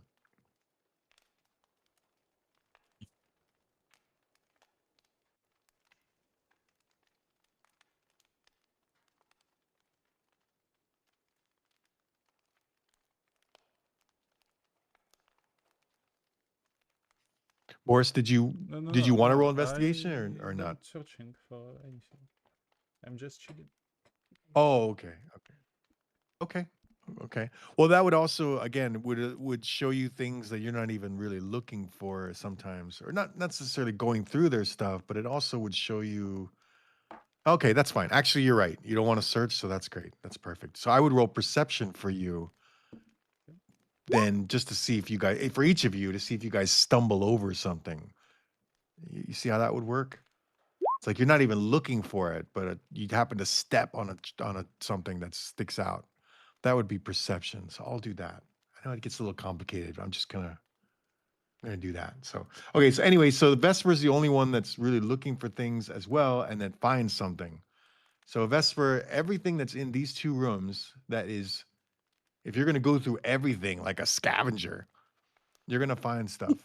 Is that your intent, or is your intent just to kind of look through a certain group of things? Because you tell me where you want to go with this, and I'll tell you what you find wherever your token is around. Or if you're going to scavenge the whole place, I'll show you everything that you find everywhere. Yeah, I can't really see the map, but I think after hearing about how the guy disappeared, I think she is gonna go through everything, not necessarily to like take anything, but just to figure out like maybe what he was up to, and just like the other room just to see like, oh well, maybe he came in here and did this, or what was this person in this room doing. So I think they do go through everything, but more so looking for like what was he up to before he disappeared.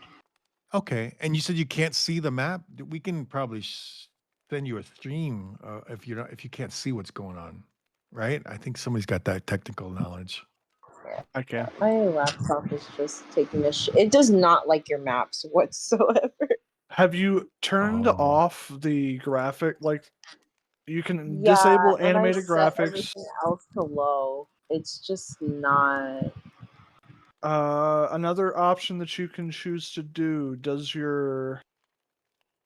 What browser are you using? Edge, Microsoft. I don't know.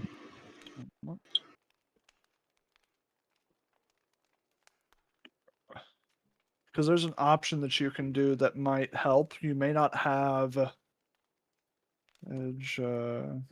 What's the name of the option? Improves enhanced But I scaling. could. Can I use Discord to show the game if it's linked to the game? Because I did link it to Roll20. We can do screen share at that rate. I mean, yeah, it's easy. I mean, we got options. Yeah, I was about to share. I'm just trying to see if I can't troubleshoot her really quick. Yeah. Oh, okay. All right. Well, I'll get this going then. Since Yeah, please. okay, Boris is not going to search anything, but Vesper is. So Vesper starts finding a lot of stuff here. We'll start with his room, Father Dietary, the main room that you entered in. So you see I'll just put up a lot of stuff here, and then we'll go through.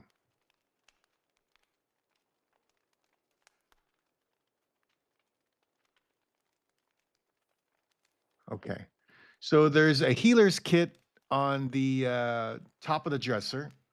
That's not a magical thing. That's actually a healer's kit. It's not hidden. It's sitting on the dresser. Probably should have mentioned that. Sorry about that. There's a wand here inside this dresser in the first drawer. Again, you don't know what these things do unless you identify it, but it's a magic wand. It is glowing a little bit light blue here. In the dresser, she went through the dresser, and there it is. And then again, the healer's kit is on top. That's not magical. That will give you usage for when you're trying to stabilize. You don't have to roll for stabilizing with your medicine with a healer's kit. The healer's kit has a few charges, and you just use it.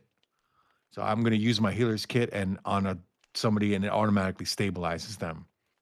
It only has about, I forgot, 3 or 4 uses, but that's what a healer's kit does. And that is open for everybody to see here on top of this dresser. Sorry, I didn't mention that.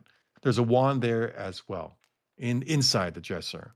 Over here to the left, there's a magic pouch inside this dresser here. Father Dietary's room, a magic pouch here. There's a magic scroll here in his bookshelf here. There's also a magic book. I'm sorry, it's not a magic book. It's a note. Okay, there's a note here. Medicine here. If you read that, you will gain a +1 in your medicine skill. This book of medicine right here. You spend 30 long rests. Each long rest, you roll an intelligence check at the end of your long rest, DC 10, to see if you retain the knowledge. If you do, you knock off 1 day. Now you got 29 days more long rests to try. And at the end of that, you are a +1 to your medicine skill permanently.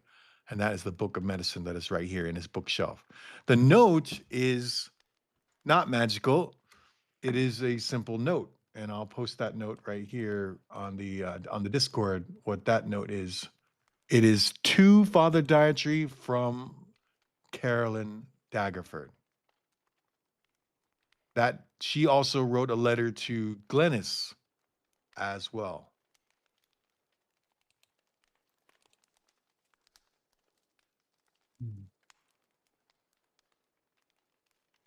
Moon is not going to steal the book. I'm just pointing out all the items to everyone. You want to what?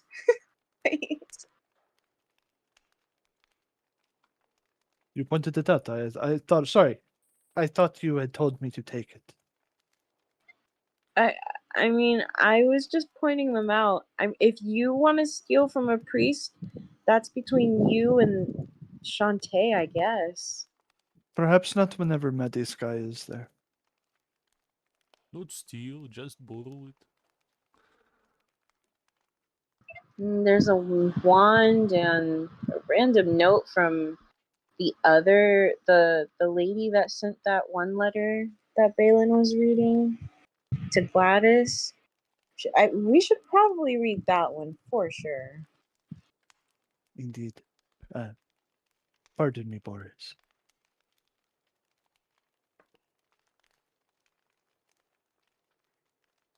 Oh, sorry. Actually, this character doesn't know Boris's name yet. Wait, no. Vesper said it during the fight. Yeah. Yes, okay. Pardon me, Boris. I will take this and I will read it. Good.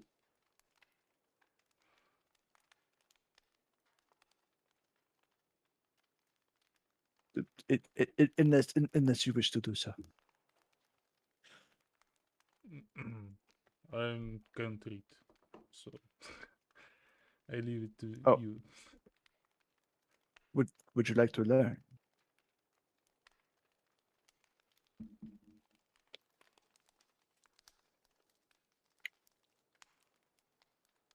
Anyway. Awkward conversation. There's a magic robe there as well. There's a magic. So in Father Dietrich's room, there is a magic robe. There's a magic book. There's a magic scroll. There is a magic pouch, and there is a magic wand. There is a non-magical healer's kit, and then there is a note from Carolyn Daggerford to Father Dietrich that's posted in the Discord in the quest area. If anybody wants to read that note, that would be great. I read Let that one, and us- I'm going to speak to that here in just a moment. Is Maddie really in the room? Her token Yes, is at she the just bottom. walks in and she walks into the room and she looks around and she looks at you, Vesper, since she's the one that talked to you, and she says, if you need any healing, please let me know. I have the ability to heal. You look injured, a number of you. I just wanted to let you know before I leave that I can heal you if you require it. I think we would all take you up on that. We were pulling people out of the fire and then dealing with a raging captain. Do you know anything about the captain? I'm sorry to ask you so many questions. He's new. I've heard rumors that he's not a very nice man and that he is regarded as a bad man. He's the old captain of the garden was very nice, but he retired. Now he works as a bounty hunter. He runs a bounty hunters in the in his barn. It's called the Hunter's Estate, and he's not a bounty hunter himself, but he offers bounties to people who want to find them, and then he'll pay them and take them to jail and do whatever that is needed for him. But he was a good man. I met him many times, and he was nice. But he retired last week, and so now the new captain of the guard, Deuce, has been taken over. And I haven't met him or seen him, but I've heard terrible things about him. Now he is. Maddie. Oh, go ahead. Well, now he is imprisoned for doing bad deeds. Balin. Good. Balin hears the conversation between Vesper and Maddie, moves a little closer, and leans in. The new captain of the guard. He wouldn't happen to be an appointment from the Daggerfords, was he? Oh, I don't know about politics. I'm sorry. I really Oh, it's a don't. it's fine. It's fine. I'm just curious as to all these disappearances and all these changes. Definitely has a very, like you said, political affiliation. But maybe it's just that I'm so tired. Again, I think the whole party would be delighted for any sort of healing that you may offer. And it looks like, spins around the room. Okay, she's gonna walk around the thank room and you. she's gonna heal everyone, and then she's gonna leave. Oh, thank you Maddie, for just helping. before you go. Oh, so sorry. Just before you go, the last captain, did it seem like he wanted to retire? Or, was he ready to? Well, he's quite healthy and quite strong still, so I was surprised that he suddenly decided to retire. Okay. Did he leave the town? I didn't catch that earlier, if you No, said it. he's still here. He's still here at the Hunter's Estate, where Hunter's Estate. he runs a bounty hunter operation there. Thank you so much, Maddie. You've been so helpful. I think we're gonna head out and then come back, and then we'll get some rest here if you don't mind. Okay. And she leaves.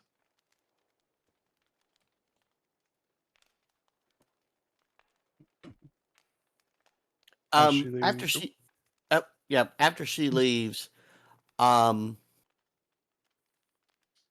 Balin goes up to Vesper, Boris, and hands y'all some money. So please place this in your on your character sheet. Hands you some coins. 6 platinum, 3 gold, 6 silver, 1 copper.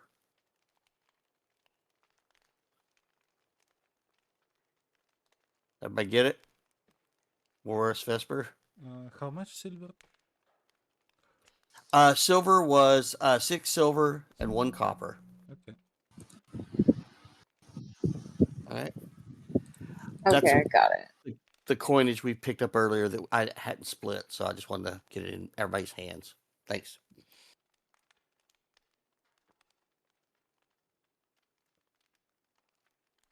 Thank you. I can finally see the map. Thank you. Oh my You can god, call me I Cruel. can literally. Yeah, I was just.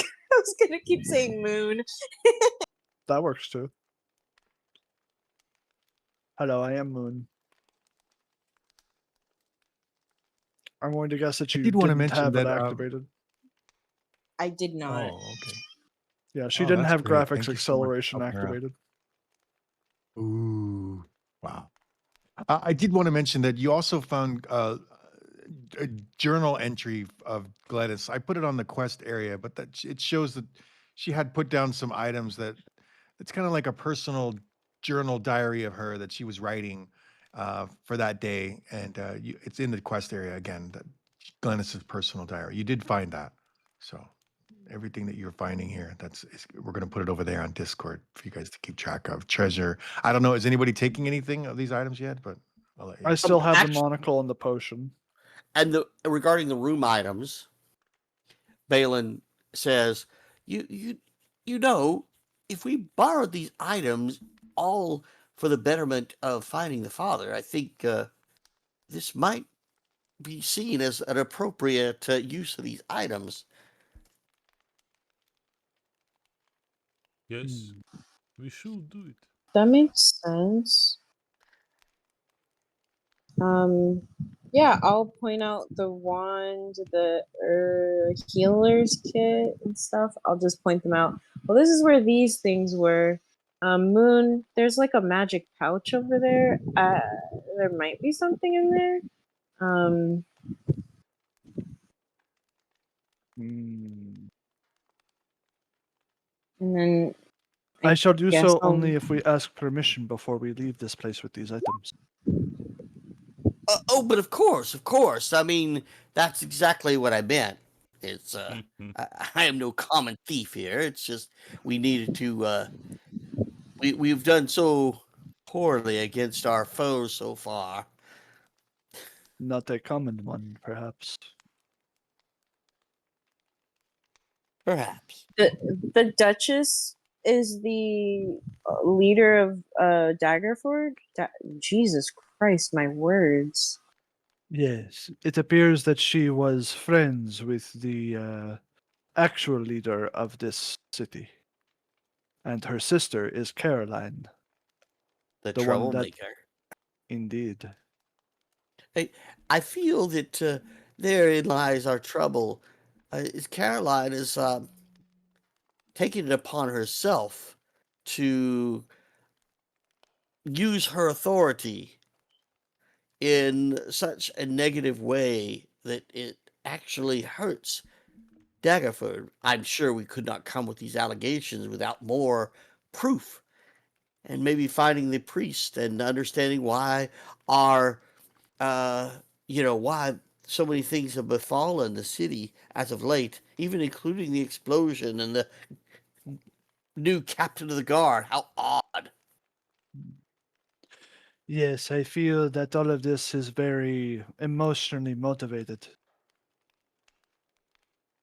This Caroline person seems to have been slighted by these people, including the Father Dietary. As he lifts up the note, this is a letter from the Duchess's sister to Dietary, saying that she was no longer going to offer the festival Correct. donation to the church. It's Lord Allen's job, don't keep peace, safe.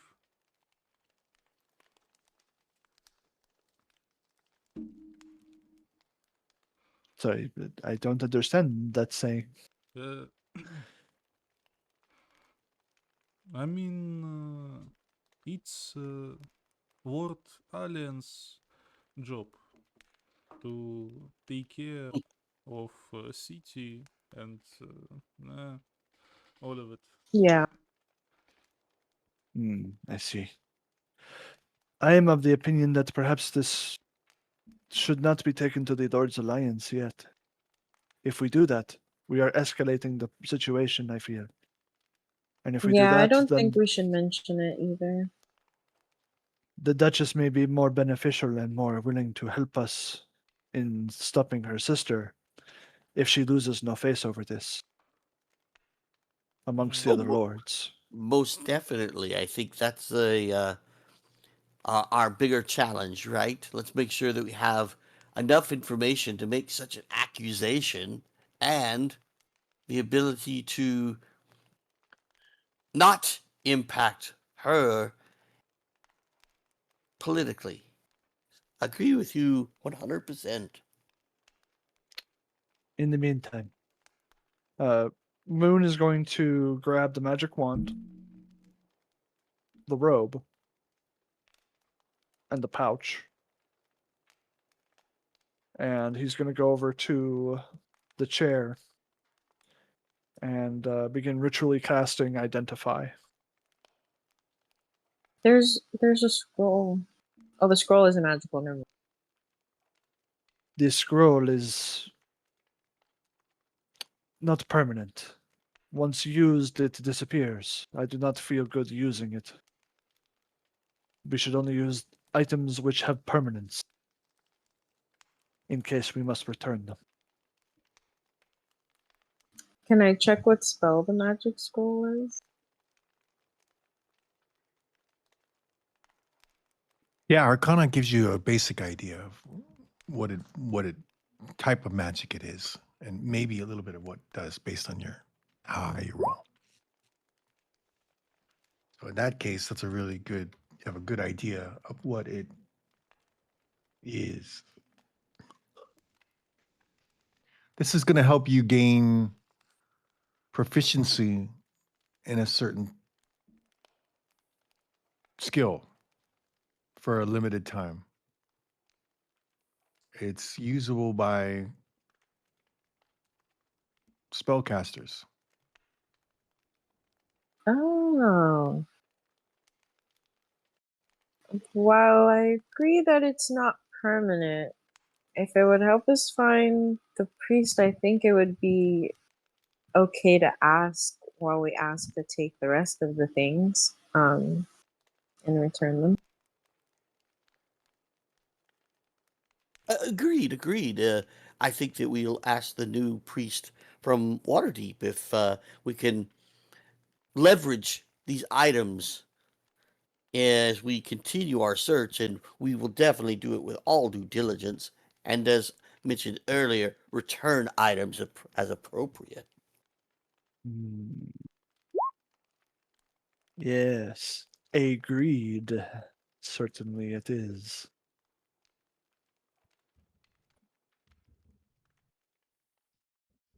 It is not of my purview. Do as you wish. I shall identify all the other items that we have in the meantime. And I will see. I can cast this. Yes, it is ritual. Good.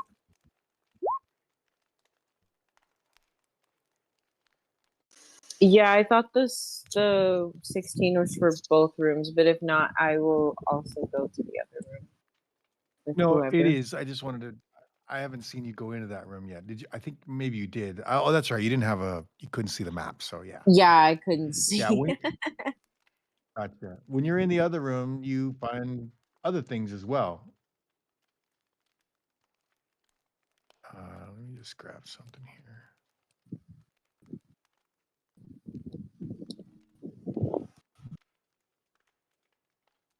While you're grabbing that DM, You find, oh, never mind. Go ahead. yeah, just during the 10 minutes while you're doing that ritual. So she finds a recipe for cap poison. That's a poison that you can put on your blade, or you can put it in someone's Oh. food, or things of that nature, and it does an additional damage when you hit things like that.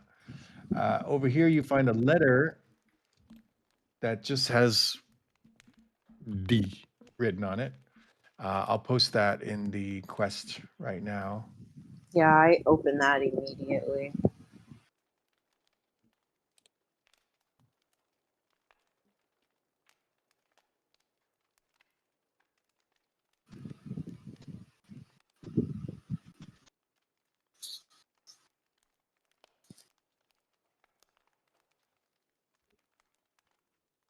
And then again, you can always read letters out loud if you want. It's currently on the quest area on Discord. You also find a magic bead in this dresser drawer here, since you're going through everybody's stuff here. You find a magic bead. You also find a Whoa. unreadable map, an unreadable map with a note on the back. But the map, it's all crumpled and dirty, and you can't really decipher what it is a map of. Now, this is where the if you have a skill in cardiography, you can use your proficiency in cardiography or skill to try to roll and figure out what it is, clean up the map basically, or you can Mm. seek out people who do have that ability to go through cardiography, and they will be able to tell you what it's a map of. Uh, that's what they do for a living, cartographers. So if anybody has Oh, that skill, they can try it. If not, then you can do that. yeah, I'm just calling out. I found a dirty map, but I can't read it.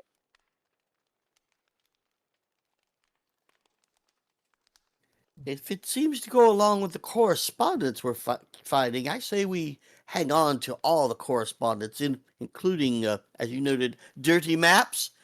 We may be able to find somebody who can help decipher it, or at least make it readable. And then there's a recipe for poison. I don't know why they would have this. And then a letter from D. It's luring someone to the carriage. They just said the carriage awaits, our daughter awaits, pack your things. Very suspicious, and I'll pack that in my bag. There's also a magic dagger that's glowing, Nice. and it has a something it's something evil about this dagger. It doesn't look like a dagger that is made for good purposes. Not There Oh, necessarily is. Moon. cursed. Sorry. Yeah, not necessarily cursed, but it just looks like it's for somebody who's evil type of the way that it's designed, the way that it's shaped. If there are any Stereotype other items you daggers.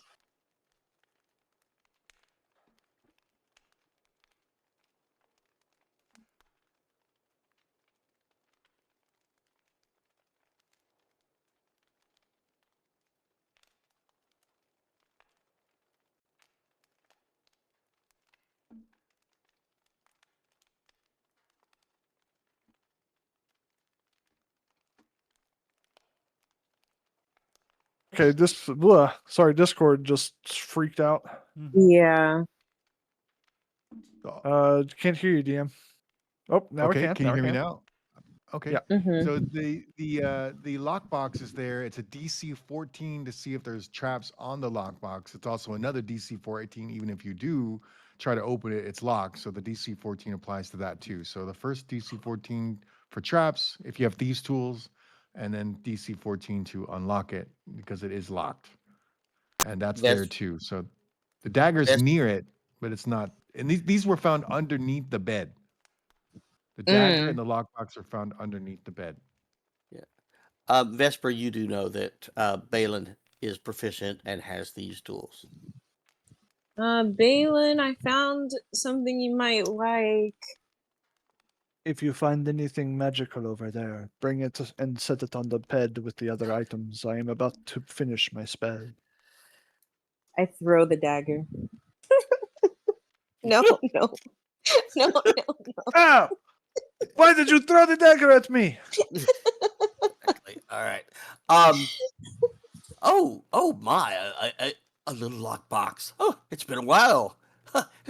Let's double check. Given the recipe I heard you find earlier is not something that people would want to be lying about, but yet there it lies. Yeah, it looks pretty good. It's got a bunch of stuff we would easily find. Not easily, but you know.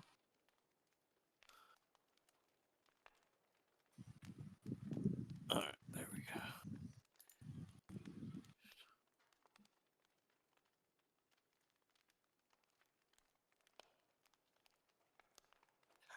Checking to see if this is trapped.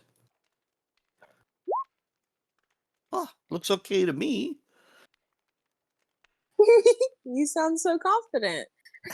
Well, attempting to unlock it, which Okay, unfortunately, when you touch it, you're convinced. investigating. Got it. Yeah, you're convinced that there is no trap. Well, there you rolled bad, and there is a trap. So you take 2d6 plus 2 poison damage, and then DC 14 con for save for half Okay. of it. Okay, so let's see how that. You can you please roll that too, if you don't Oh mind? yeah, I no problem. yeah, I love it when you guys roll your own damage too. I don't know if you guys wanna do that. Thanks. If you don't want to do that, you don't have to do it. But Hitting yourself. not a big- Stop hitting yourself. yeah, Uh, yeah, you don't have to. Boris, if you rather me roll your damage in the future, just let me know. I'll roll it. But if you could do it, that would be great too for me. Is it /R? Is that right? Yes. Okay, thank you. Just double checking. Or you can go to the dice icon over in roll 20. Yeah, it just gotta. But we says it had a plus on there. It makes them a little bit trickier than just rolling. So that's 10 points of damage. Con save coming up.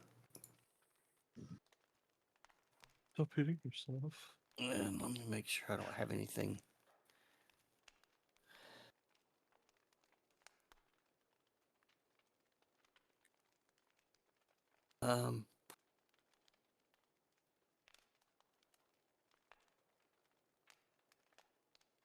Sorry.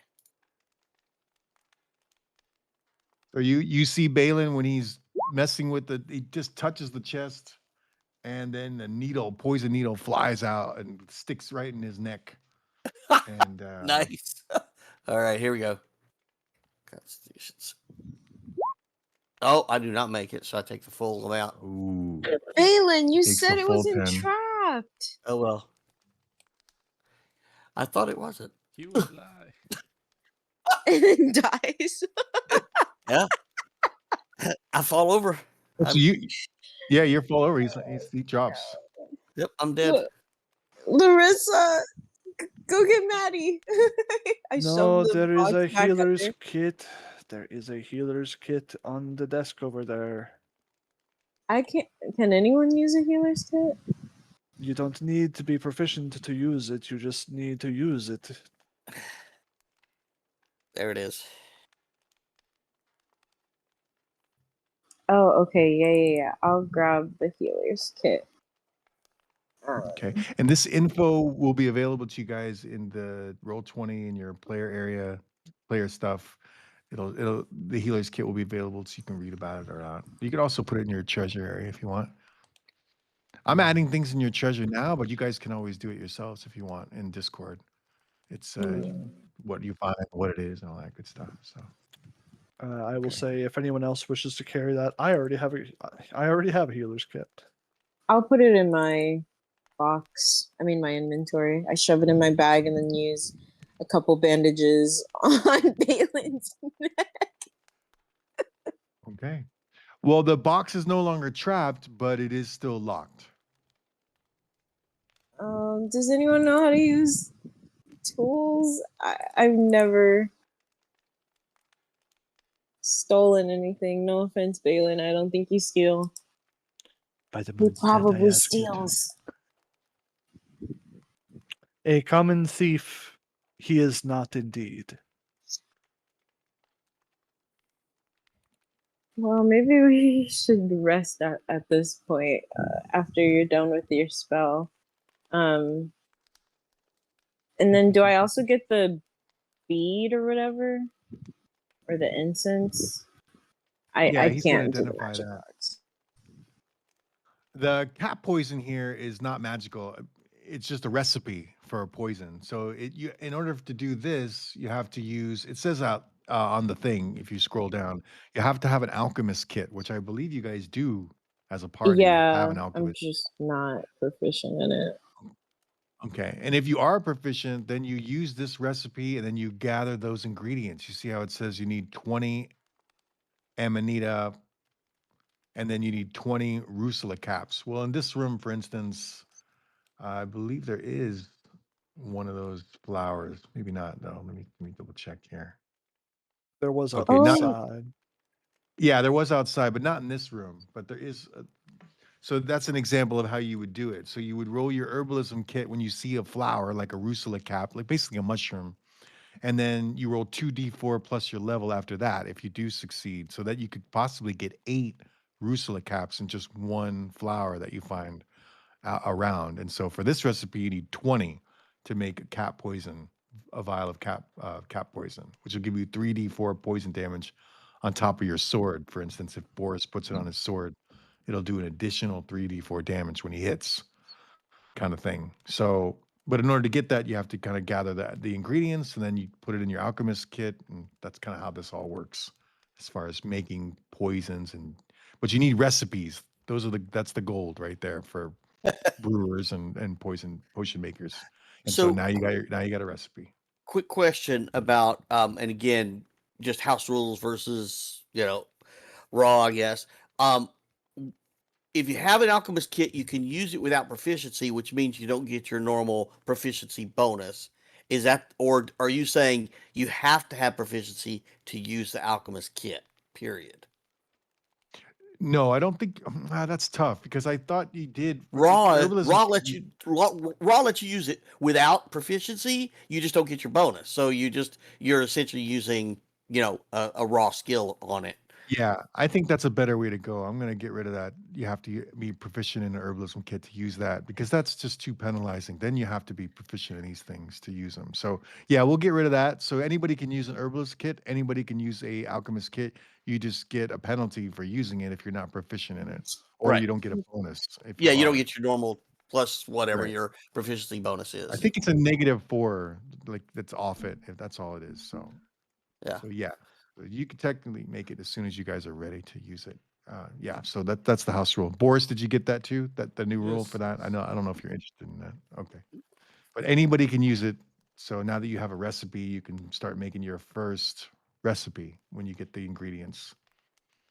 Okay, so that's that. So now nobody's gonna touch the box then for now.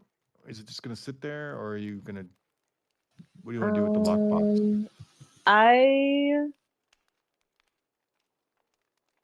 don't think I should try it because I probably would break it. Not very dexterous. Um, I'm just gonna like put it.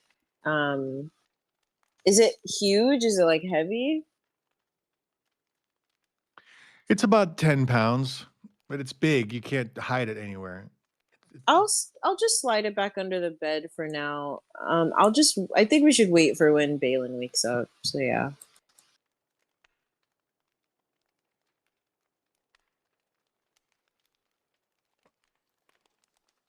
Okay. Um, I'll Mhm. also hand Moon the magic bean, and I guess I'll take the incense So insect repellent. I'll put it in my bag. All right. Okay, so that's the monocle of clarity I put up there. Again, this will always be available to you. It's part of. It'll be on Discord. I just put it in the Discord in your treasure area, little picture and that kind of thing. So Thank it'll be you. over there whenever you want to check it out. It won't be on Roll 20 anymore, but it is on there. And then the potion is a potion of animal friendship. I thought so. Yeah. And you said you put the dagger or the bead over here. I'm doing it. Yeah, I'm doing it right No, now. I'm almost talking done. talking about Vesper. Oh, okay. Sorry. I put the dagger and the bead. Anything Thank you. glowing went over there.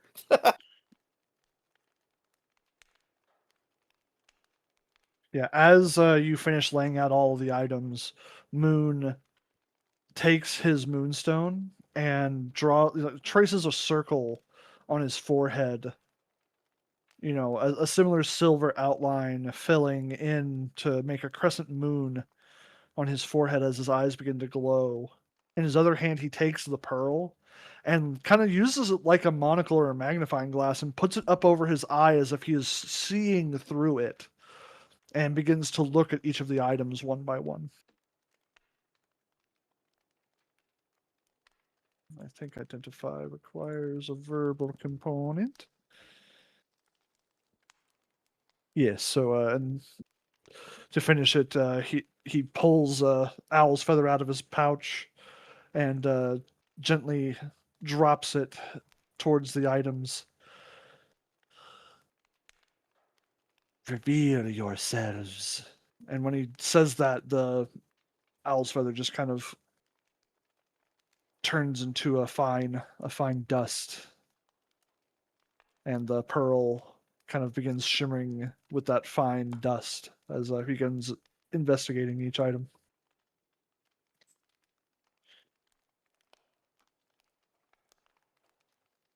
Okay, you got a robe Seems of useful items. Whoever Ooh. decides to take the robe can roll the what's inside the pouches and how many pouches there are as well. So whoever decides again to take it, then they roll dice to see how many patches there are, 4d4, and then what each is in each patch.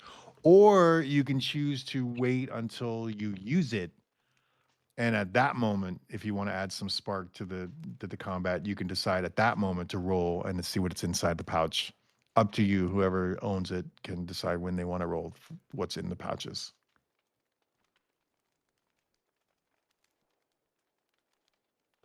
It seems that this is a monocle of clarity.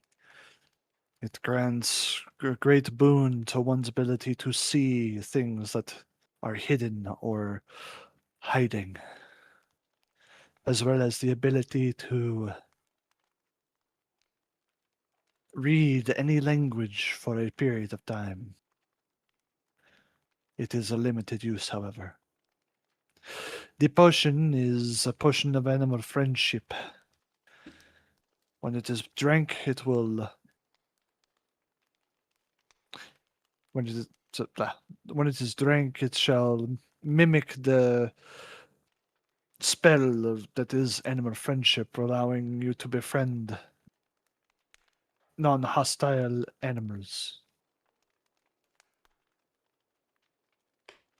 The robe is a robe of useful items.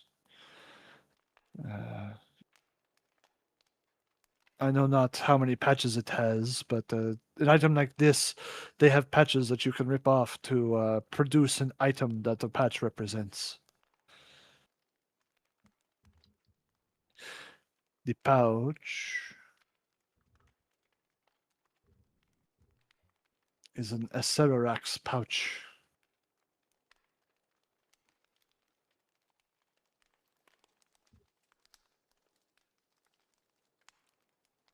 It is meant to protect anything that is held within.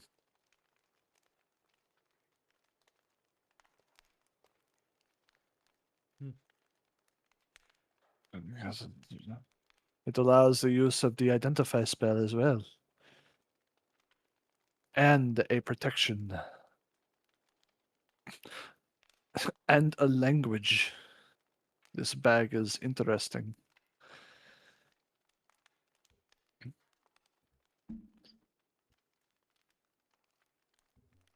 Sedarak the Devourer was a Cambion, the result of an ancient conjurer summoning a demon. A Baelor named Tarnhim, far beyond his ability to control.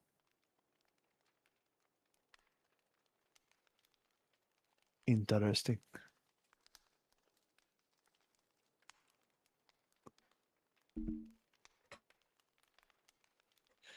This dagger is a dagger of misery.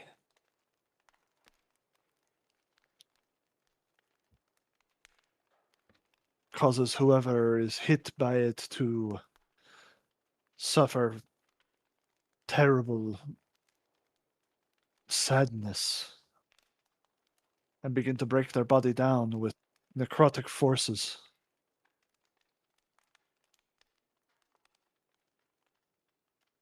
Oh, me. I want to use it. I want to use it.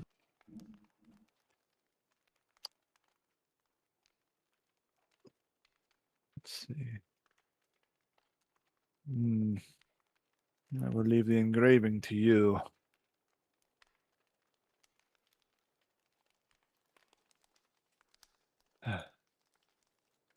The bead is a bead of expansion.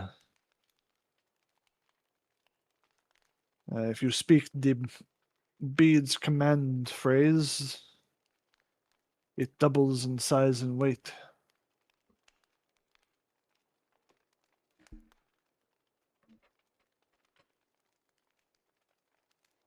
If it is ever destroyed, it will explode with great magical chaos.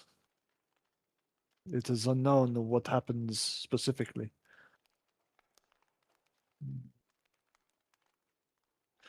The wand is the wand of guidance. This is used to... It is similar to the guidance cantrip. You point the wand at someone within 30 feet. Target can it allows you to gain some form of magical success.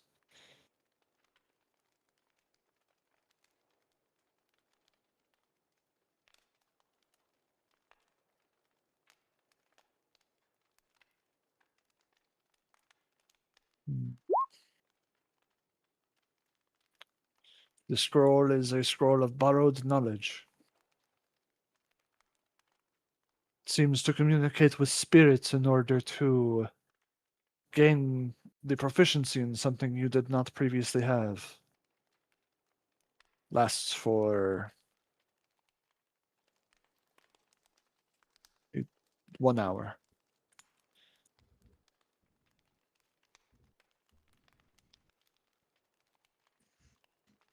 Aye. Quite a boon. Yeah, there's lots of items.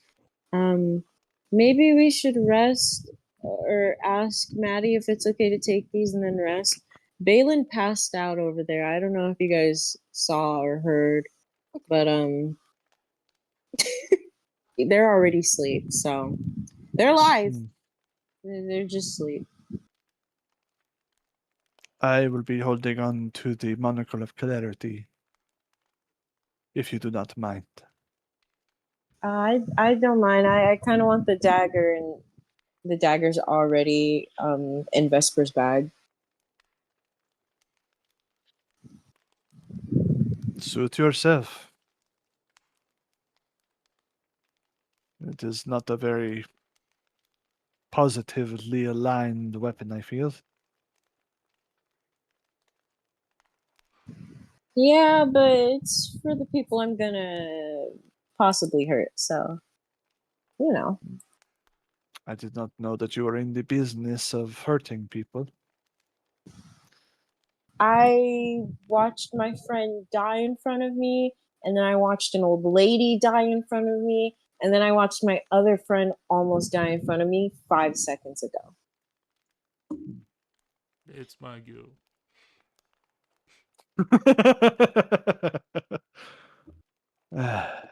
I would say don't let the bad of the world be outside of you affect the world that is within you. Kill with smile. I'm just gonna make sure that when I'm out of spells, I've got that thing on me. Hmm. Well, if you're going to rest here, then we shall likely need to inform our hosts.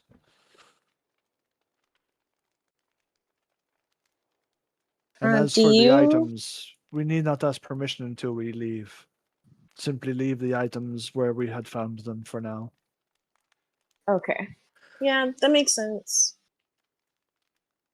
And Moon will go and see if anyone's around to tell them that we are going to be taking a rest now rather than later.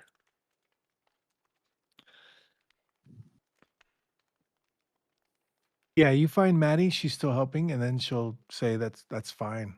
And if did you say you want to ask her if the items about the items too, Maddie, or you want to ask Ashen, the priest currently from Waterdeep, that question? We're not taking the items yet. Again, we're not leaving yet. We're going to be resting. We'll ask permission to take the items once we actually leave. But for now, it's just telling her, yeah, change of plans. We're not going to be going out anymore today. And, we're going to take our rest, and we shall see you when we have finished. Okay. So Many you guys all thanks. want to take a long rest right now? Yeah. I only can't say yes or no. Balin is well on his way to a full rest. Okay, you guys have a long rest, uneventful. It's the next morning. Yay! Now we're gonna step outside, and there's going to be so many guards saying that we're under arrest. I hope not, Jesus.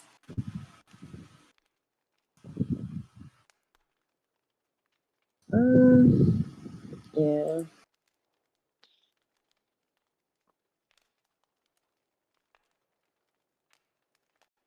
Okay, you guys all wake up, and you're gonna wake up first in this room, right? You're not leaving yet? Yes.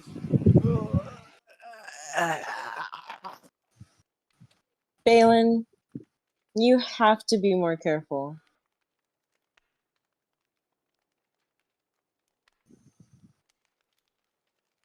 I'm Oh, not talking on mute. yeah, you were. Uh, uh, well, thank you for the advice, but I thought I was as careful as I could be. But yes, a little extra caution from now on. I'll run Balin down on all the items that Moon described. Yeah, there's a bunch of items over there. Boris didn't pick anything, and then yeah, I took the dagger because it's cool. I flip it. And then Moon took the I don't remember. I forgot. The monocle. Oh no, Moon is not important. Do not remember what Moon took. And Moon, Moon took, is, Moon took the monocle, and Moon escapes your mind. Moon took nothing. this is not the cat you're looking for. Yes, and actually, I still do have this book of medicine. I think, given our situation, oh my, I think it's much needed. Yes.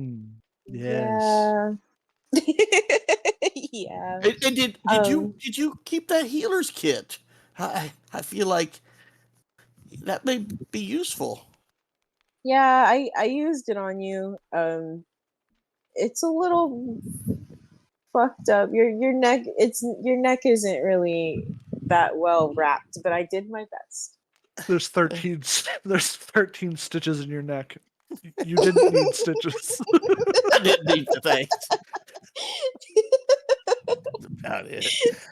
Well, thank you, honesty, my dear. I'm glad you actually took the time. I guess Yeah, I I've owe only you read one, as one they always page. say.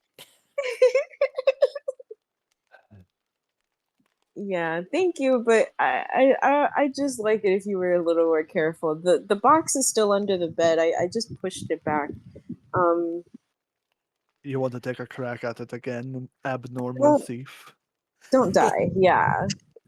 Well, eh, there's more than one way to open a lock. I mean, honestly, a Boris could open a lock. It's the one thing I would say is I suspected. Now this is a stretch that the poison has not reset itself. So any danger at this point has been greatly reduced. Just check again before you do it, just in case. And know that when you do, if the if you go down again, I am going to be going about my daily business without you. Fair enough. Fair enough. Um, but I think we should piece together some of the puzzles, but then get our friend over as quick as we can uh, to uh, to the Lord's Alliance. We have two rooms here. One for the priest, one for a hunter. What does that say? Were these people a couple? Well, I Is don't this know because this letter from D in the hunter's rooms is like sensual. It's like leading him away to run off into the distance. Oh my god, wait.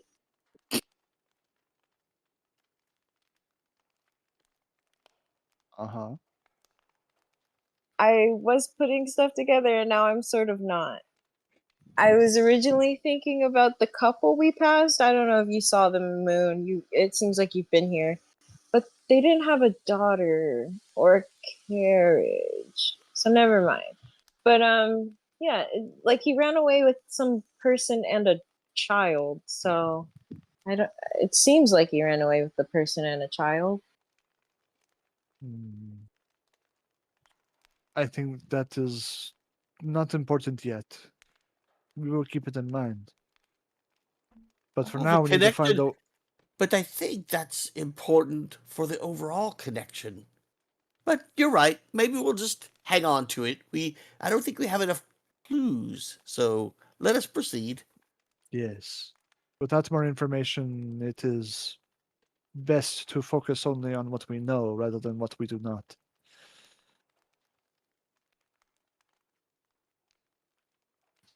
I For just want to now, jump in real quick here. That you were given an herbalist kit by the professor, right, Vesper? Or no? Um I don't think I got the kit. I got the book. Oh, on how to be proficient in it. Is that Uh-huh. correct? Yeah. Okay, okay. So nobody has an herbalism kit yet, which is needed to get plants. But you don't Yeah. need to be proficient in it. You just have to have it. Okay, got it. Yeah, we have the alchemist kit.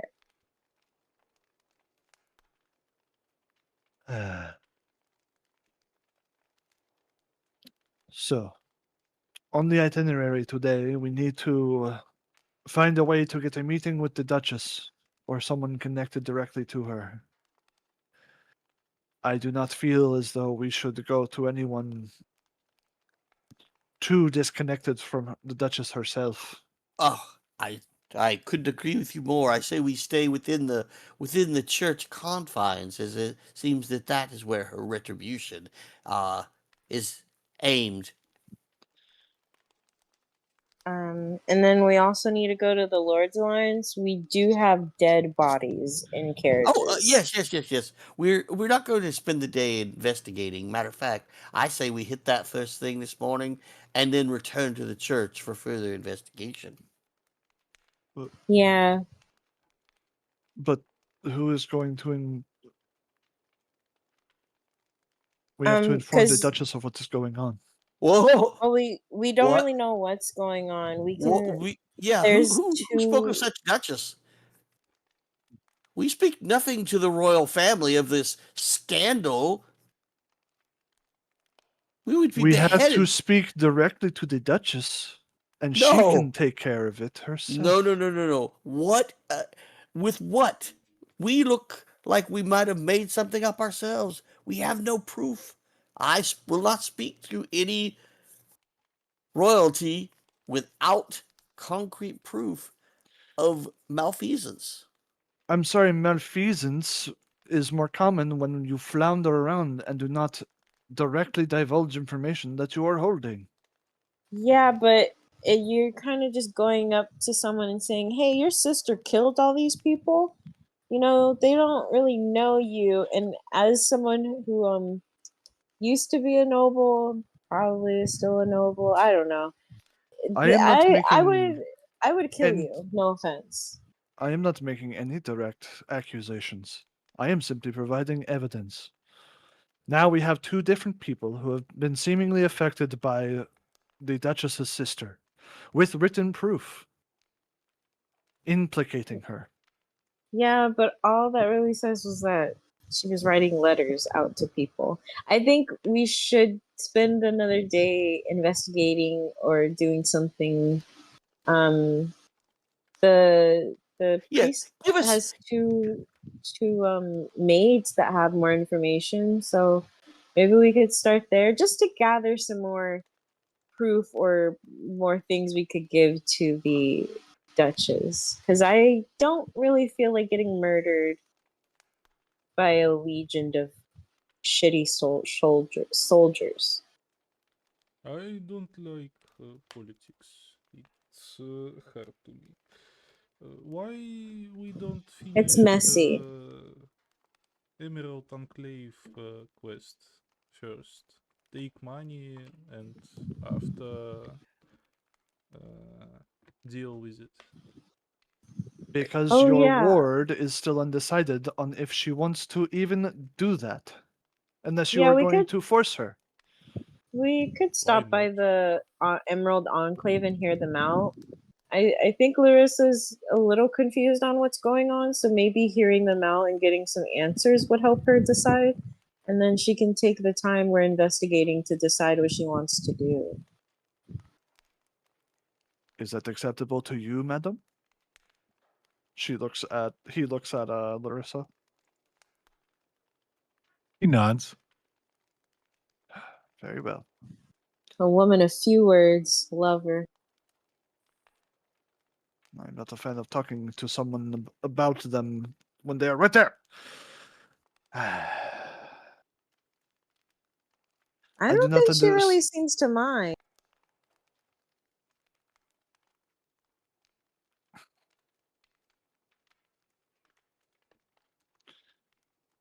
I don't understand your trepidation to not bring what we have, and chances are likely that the person that we threw into jail is going to be released if we do not do something. And then we will have to likely fight him again because he is stupid and will come after us. If not on his true master, the sister of the Duchess's word, then simply because he is a spiteful prick. Oh yeah, and the other guard captain surprisingly like retired out of nowhere. Maybe he also got a letter we can take to the Duchess.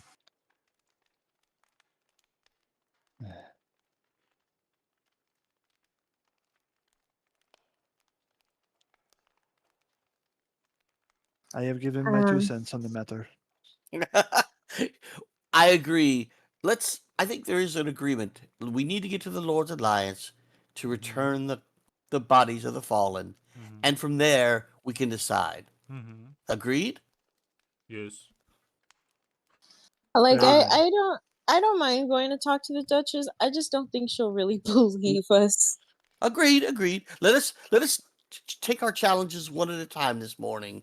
and let's get to the Lord's Alliance, and we'll determine our second step, maybe after lunch.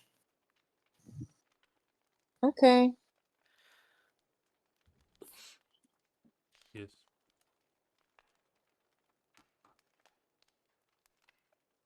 Okay. Anything? Does anybody want to do anything before we, I guess, quote, head out?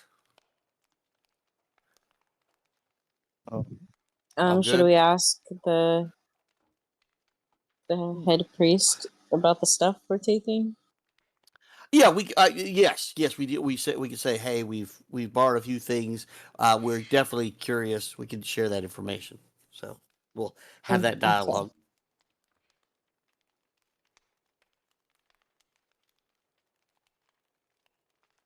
Agreed. Yeah, was anyone gonna use any of the other magic items? I would say of the items that are here, the ones that are rather useful would be the magic pouch, uh, the bead, perhaps, the dagger that you already have.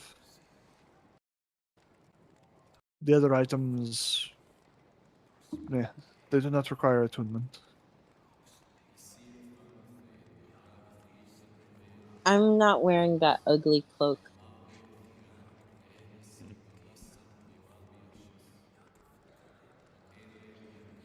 I mean, if you will not, then I suppose I shall.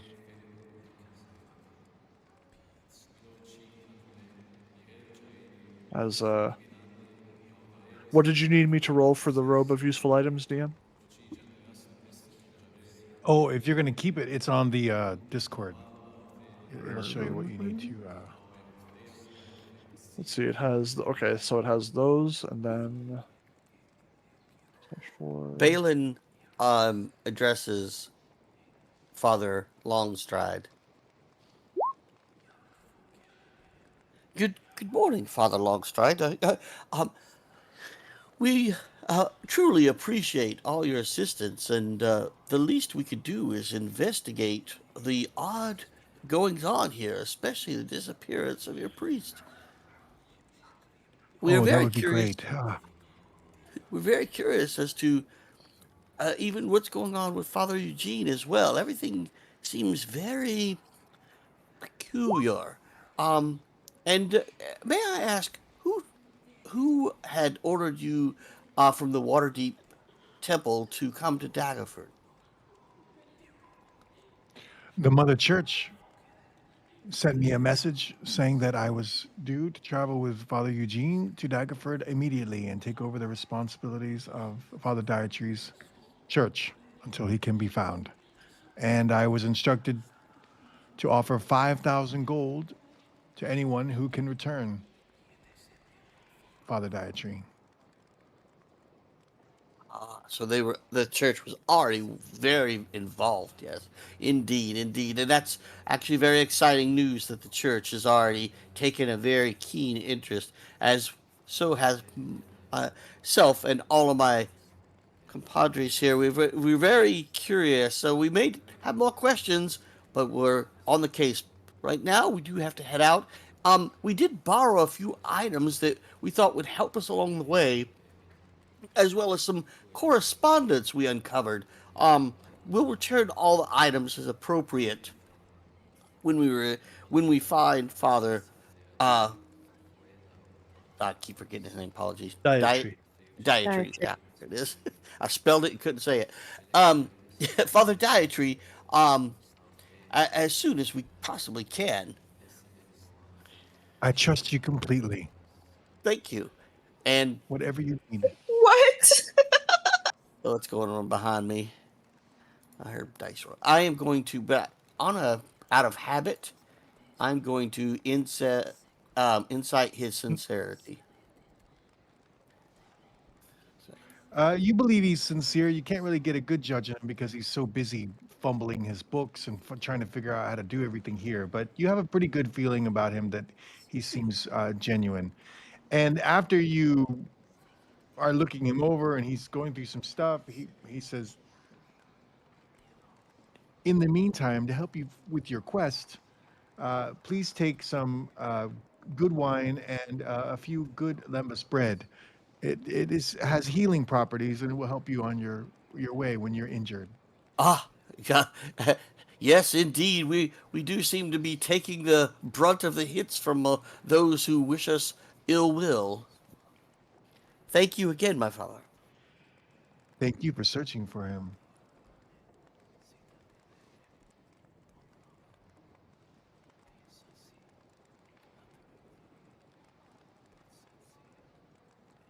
Nice bread.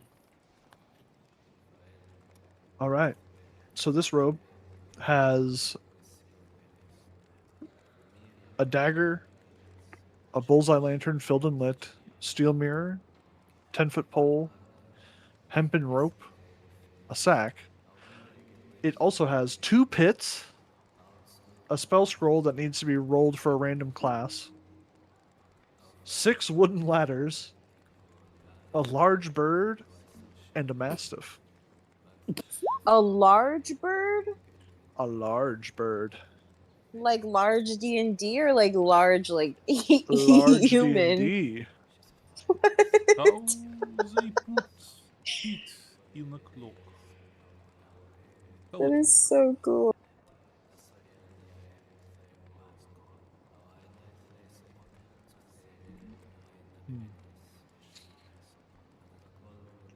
We thank you for your hospitality, Father. We shall be getting on our way. Oh my We know god. not. The Hmm? sorry. No, you're fine. We know not what we will find, but it seems that this may also be connected to what happened to the inn.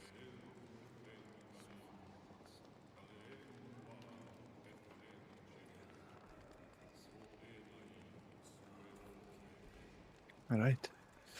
All right, we'll slide on out. After you, abnormal thief.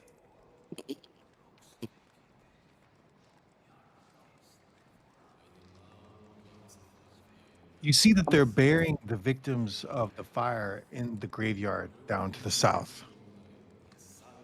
Girk himself is down there digging graves, putting people in graves, things like that.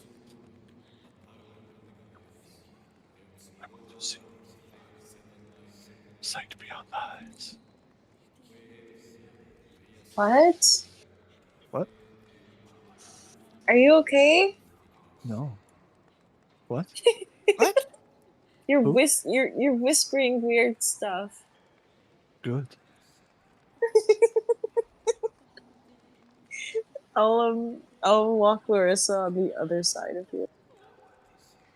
Mind me not. I am told I speak in riddles from time to time.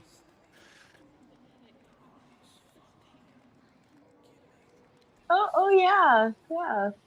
Larissa, don't walk next to him alone. I sense your fear. Be not afraid of me. I am your friend. Oh yeah, I believe you. I I don't doubt your sincerity. It is good to see someone as good-hearted as you.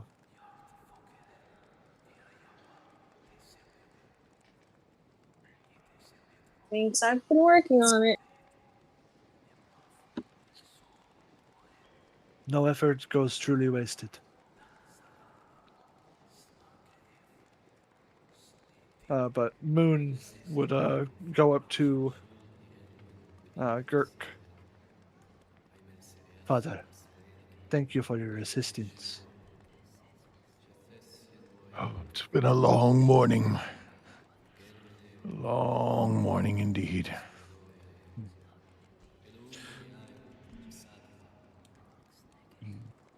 Rest Father, after. Oop, go ahead. sorry. No, you've heard. You go ahead. Were there any other attacks, or was it just the inn? Just the bodies in the inn?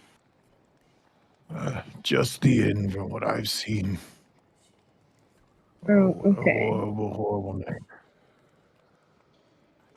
Yeah, I'm really sorry. We tried to get as many people as we could out.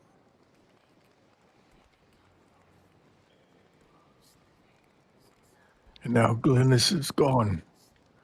With no family, no children. I wonder what will happen to the Lady Luck Tavern. Now that it's burned to the ground, will they rebuild it? Will they build something new? Will the land stay vacant as a terrible memory? I wonder. I am sure the Duchess will decide. The Duchess. Rarely seen she is indeed. Most carefree woman, but politics matter not to her. We rarely see her in the city. She spends time with her artists and her more than she does the city. Good woman. Met her a few times, but she's not interested in running the city. And maybe now, for the first time in many years, we're seeing why we need real leadership.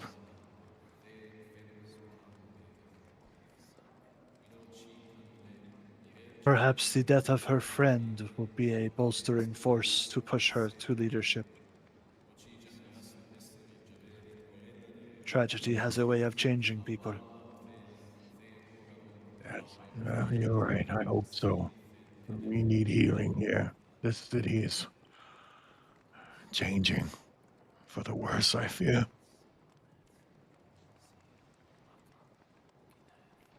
Such things are in flux. Will you be taking on the search for Father Dietry?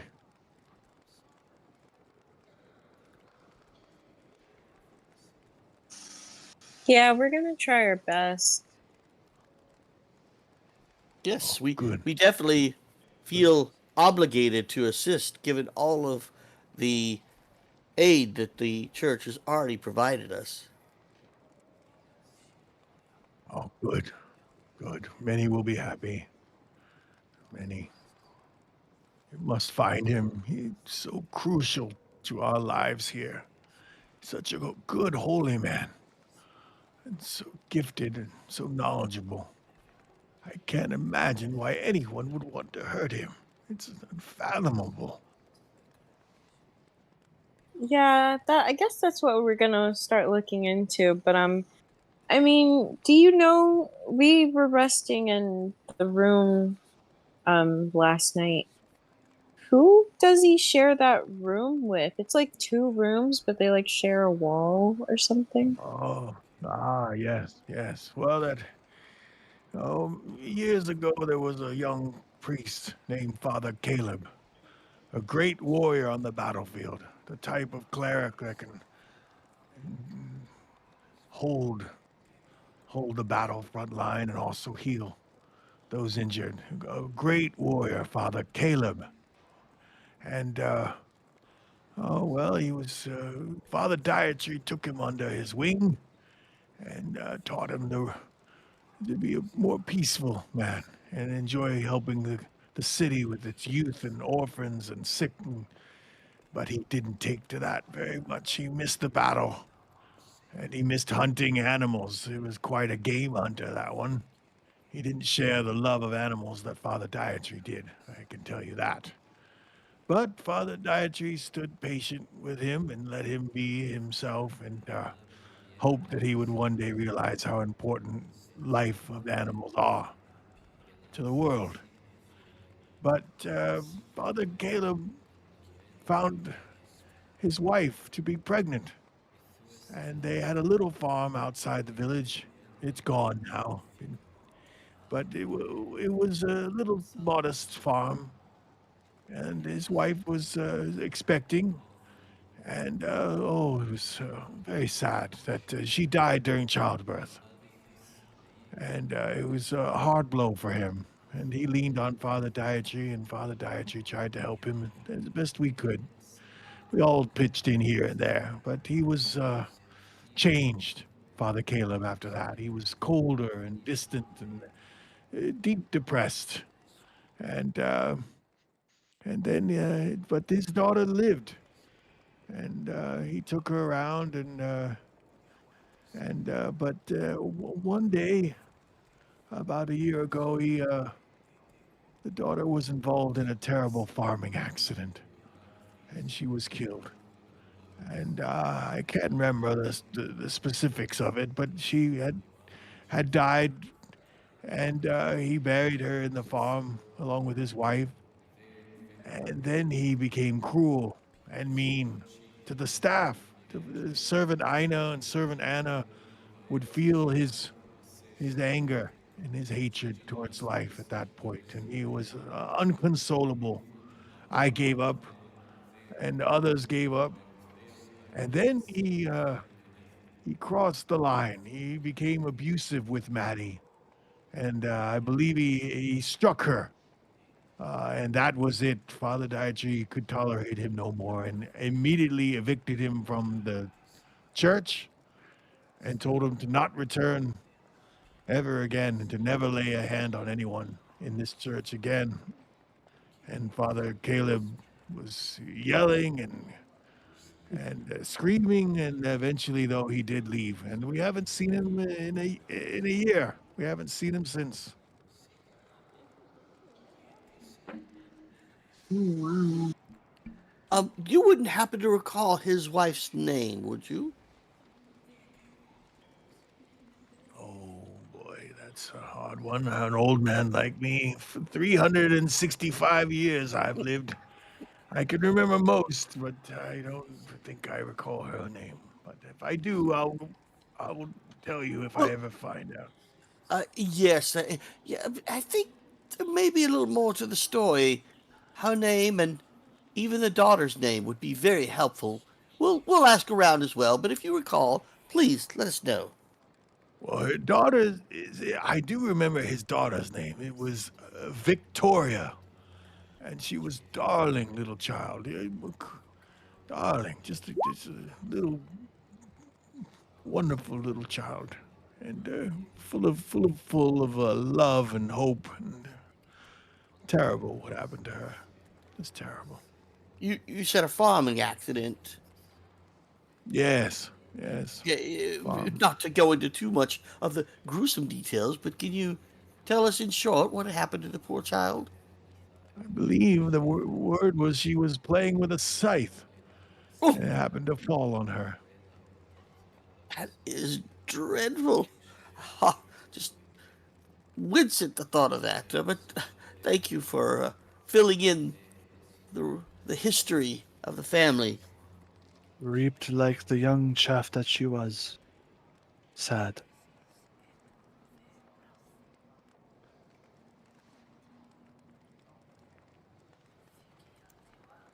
Well, I better get back to digging these Yes, graves. These let- let- poor people.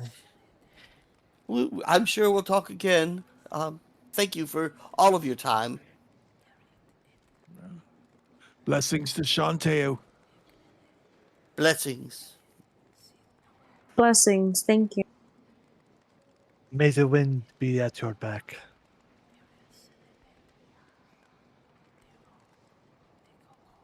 So much death in this city. I don't like it. Yes, they had said that there was much to be done in Daggerfort. I did not know that it was this bad.